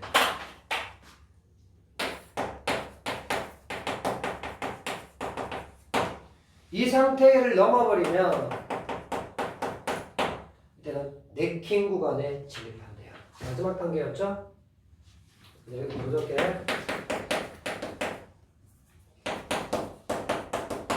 그래서 1번, 2번, 3번, 4번. 이 네킹 구간은 뭐냐? 시편의 변형률이 계속 증가하다가 시편이 완전히 끊어지는 파단 현상이 여기서 발생합니다. 용어지. 그럼 봐라. 각 4단계에서 나타난 중요한 용어들 위주로 그 구간들을 기억할 수 있단 말이야. 탄성 구간에는 탄성 계수, 소선 변형에는 항복 응력, 변형 경우에는 짜들이 없었고 뭐 극한 능력 정도. 그 다음에 네킹 구간은 파단 현상, 이런 용어들 중심으로. 그럼 여러분 이 문단 다 읽었으면 이제 바로 무슨 문제가 돼? 28번이 풀려야 된단 말이야. 그지? 쭉 봐. 4번에서 벌써 답이 됐지. 훨씬 쉬운 문제야. 4번 왜 틀렸어? 그래, D가 아니고 어디야? E 구간이잖아. 너무 쉬운 문제지, 이런 문제는. 그러니까 이런 문제는 절대 틀리면 안 된다는 얘기야. 다음. 이제 이처럼 연강의 인장 시험에서는 4개의 구간과 지금 다 봤어. 항복 응력 및 극한 응력이 뚜렷하게 나타난다. 어디서? 소선 변형과 변형 경호 구간에서. 이는 인장 하중이 가해졌을 때 연강이 가늘고 길게 늘어나는 성질을 가진 재료인 연성재료이기 때문이었대. 아, 그럼 또 우리 연성재료라는 말 또 용어네, 용어. 체크해야 되지.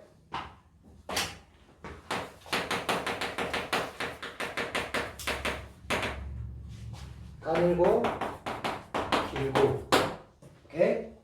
길게 늘어난다. 그런 걸 연성재료의 특성이라고 생각해야 되는 거겠고, 이거 체크. 반면에, 오늘 반면 나왔어. 뭐야? 대비되는 자, 취성재료는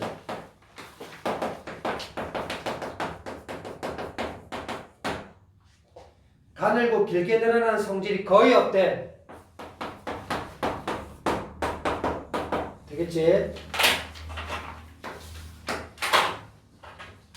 그래서 탄성 구간을 넘어서는 인장 하중이 가해졌을 때 거의 늘어나지 않고 바로 끊어져. 탄성 구간을 못 견디고 바로 끊어져 버린단 말이야. 안 늘어난단 말이야. 취성재료는 항복 폭력과 소성 변형 구간이 뚜렷하지 않고, 그렇죠. 이걸 견뎌내고 그 다음에 넘어가는 구간인데 여기서 끊어져 버렸으니까 안 넘어갈 거 아니야. 그치? 그래서 뚜렷하지 않고 대체로 극한 응력이 뚜렷하다. 자, 여러분 출제에서 나왔어. 뭐 나왔어? 아까 A가 아니라 B다, 그랬지? 똑같다. 뭐가 않고 뭐다. 그래서 여기서는 항복 소송 그리고 소송 변형 뚜렷하지 않고 극한 응력이 뚜렷하다. 자, 유리는 여러분 갑자기 유리 왜 났을까? 사례다 생각해야죠. 오케이? 사례야. 유리는 대표적인 취성재료. 넣어줘. 유리 넣어줘. 연성이 거의 없어서 프로볼 사이로 유리를 막 우리가 잡아당기거나 그럴 수 없잖아요. 그래서 연성이 거의 없어서 탄성 구간을 넘어서는 인장 하중이 가해졌으면 바로 이렇게 넣어. 바로 깨질 거 아닙니까? 그죠? 그래서 파단돼요. 영구적 변형이 일어난다. 자, 부재가 이제 하중에 의해 파손되어 영구적으로 변형되는 것을 그러면 예방해야겠지? 그래서 문제 해결 구도야기와 또 재료의 특성에 따라 먼저 포용력을 산출해야 한대. 파손을 방지하기 위한 포용력 계산. 일방적으로 연성재료는 항복응력을, 자, 이것도 정리하자. 연성재료는 항복응력을, 그리고 취성재료는 극한 응력을, 극한 응력만 두 개씩 나타낸다고 했으니까, 맞지? 극한 응력을 각각 안전계수로 나누어 허용응력을 구하래. 자, 그러면 허용응력 구하는 공식 나왔네. 연성, 여기다가 연성재료의 허용응력 구하는 공식 만들어봐. 나눈다 했잖아. 그럼 사칙연산 해야지. 안전계수로 나누니까 안전계수 어디 넣어야 돼? 분모에 넣어야 되겠지. 무엇을 나누는 거야? 분자는 연성재료는 항복응력을 나눈다 했죠. 항복응력 요렇게 만들어놔야 되고, 또 취성재료는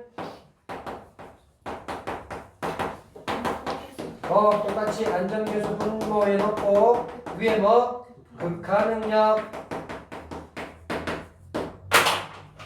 자, 이렇게 또 공식을 만들어 놓으면 든든하지. 문제 풀 때 잘 쓸 거란 말이야.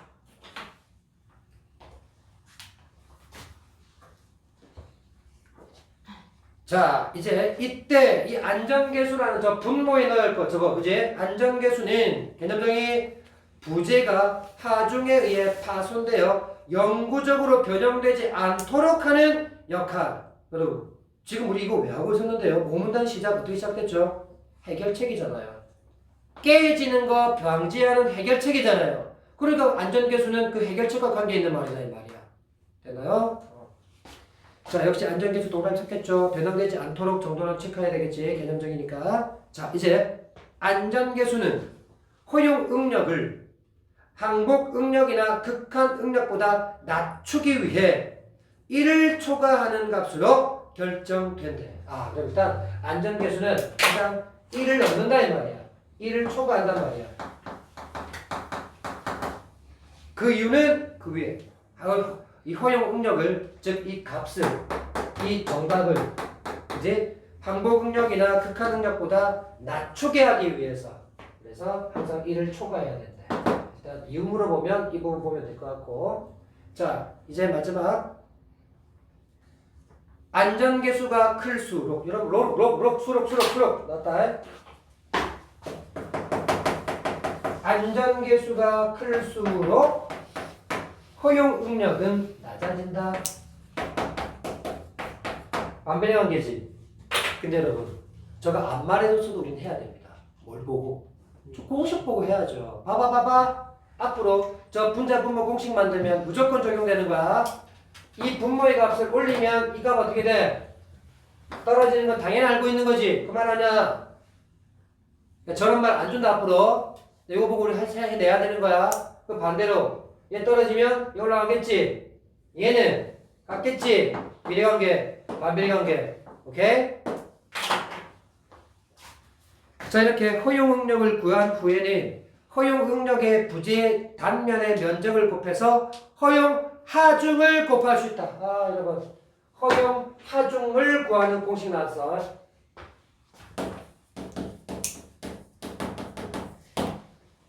허용하중은 어떻게 구해? 허용응력에 무엇을? 단면적 곱하라잖아. 공식 끝. 자, 이는 부재의 단면적에 따라 허용하중이 달라질 수 있음을 의미하니까. 자, 그러면 27번 문제는 금방 우리 유리 얘기 나왔지. 이거 읽어봐. 너무 쉬운 문제니까 답 나왔으니까 넘어가자. 그리고 28번 했고요. 29번에 기억의 이유를 물었어. 안전계수가 클수록 허용응력은 낮아진다. 여러분 안전계수가 클수록 허용응력은 낮아진다는 것은 바로 이 공식이잖아요. 이 공식만 알면 답 나온다는 얘기야. 3번 봐. 허용응력은 항복응력이나 극한응력을, 자 항복응력이나 극한응력을, 즉 분자를 안전계수 즉 분모로 나눈 값이기 때문이다. 똑같은 말이잖아 이거. 자 30번 가겠습니다. 보기는 윗글의 내용을 이해하기 위한 학습자료 일보다 학생의 반응으로 적절치 않은 것은 복잡해 보이지. 별거 없어. 왜? 이 공식만 우리가 채워놨으면 못 풀 거 하나도 없어. 가자. 항복응력이 140, 극한응력이 150인 연성재료 A. 와, 그러면 이 연성재료 A, 연성재료니까 분자에 뭐 집어넣어야 돼? 항복응력 넣어야 된다는 얘기잖아. 그치? 그럼 항복응력만 알아오면 되잖아. 140이네. 분자에 넣으면 될 거 아니야. 그 다음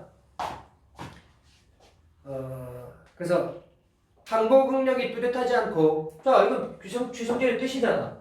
항복 응력 뚜렷하지 않고 대신 극한 응력이 뚜렷하지. 그래서 극한 응력을 분자로 넣는 거 아니야. 얘가 100.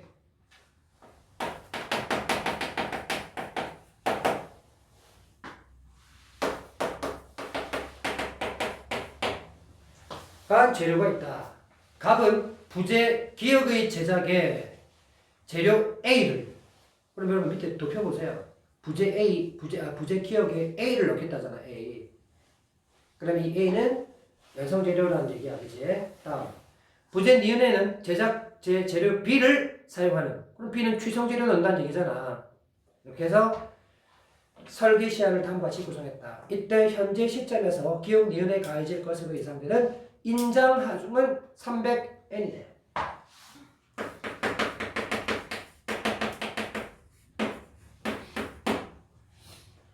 자, 기역 니은의 허용 응력 계산에는 안전계수 2를 쓴대. 다 줬잖아.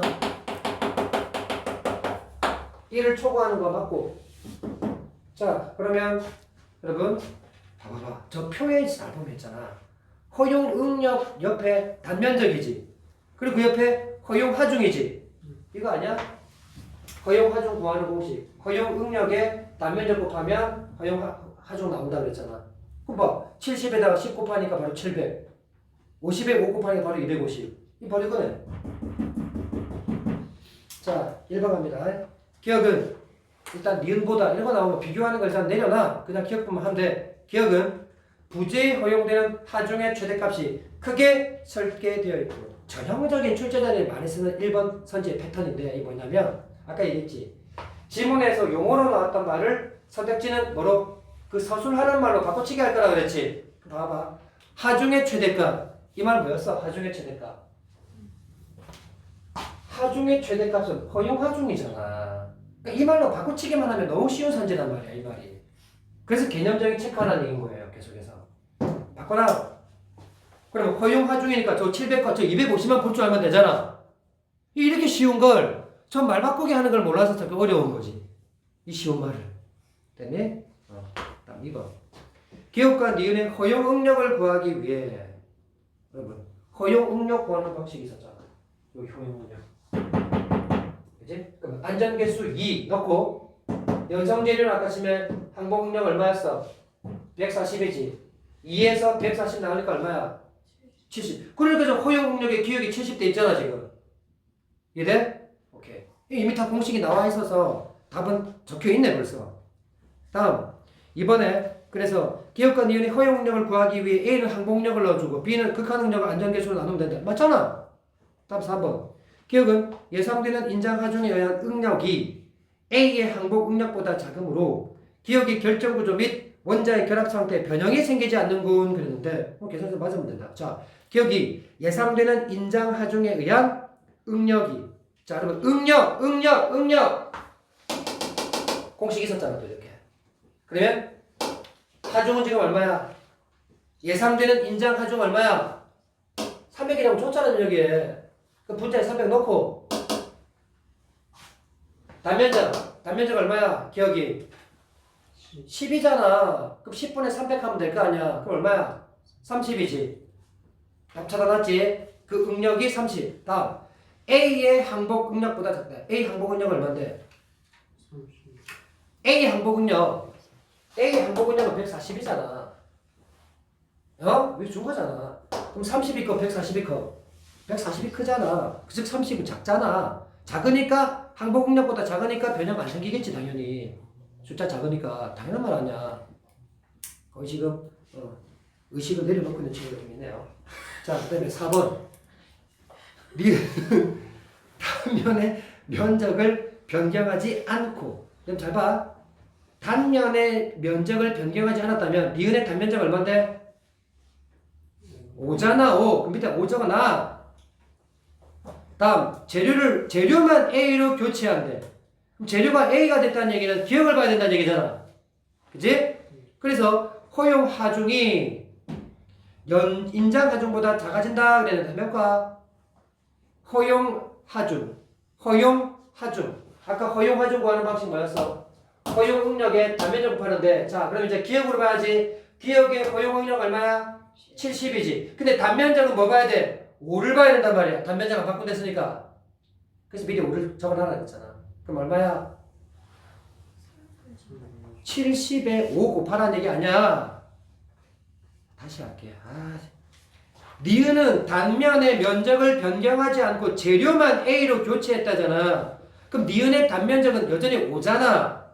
근데 재료가 A로 교체되는 순간 기억에 들어가는 게 적용되잖아. 무슨 말 알아? 그럼 이제 허용 하중을 구해보자 말이야. 허용 하중은 허용 응력의 단면적 표시야. 단면적 5잖아 지금. 근데 허용 응력은 기억을 봐야 되잖아. 기억이 얼마인데? 70이잖아. 5, 7, 35, 350이잖아. 이해돼? 그러면 그 허용 350이 인장 하중은 얼마야? 300이잖아. 커졌잖아. 뭘 작아졌어? 틀렸지? 이게 답이네. 이되나? 그 다음에 안전을 담보할 수 없겠군 그랬는데 네 당연히 지금 이제 5번 같은 경우는 기억과 니은에 가해질 인장하중이 예상보다 2배 커질 경우 여러분 인장하중이 2배 커지면 얼마인데? 600이지 적어놔. 기억은 와달리 빼. 기억은 단면의 면적을 늘리지 않더라도 그러면 기억의 단면적 얼마인데? 10. 영구적 변형이 일어나지 않겠군 그랬는데 지금 기억은 단면의 면적을 늘리지 않더라도 허용 하중은 700이야 여전히. 그치? 근데 인장 하중이 예상보다 2배 커져도 600밖에 안 돼. 그러니까 변형 안 일어나지. 그치? 이해돼요 무슨 말인지?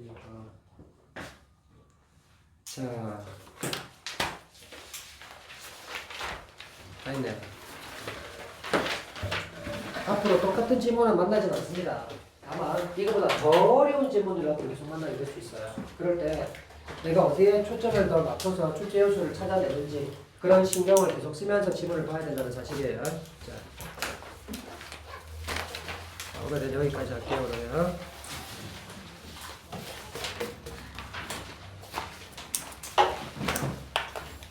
그 공부본 이거 찍어놨으니까 혹시나 더 보고 싶으면 들어와서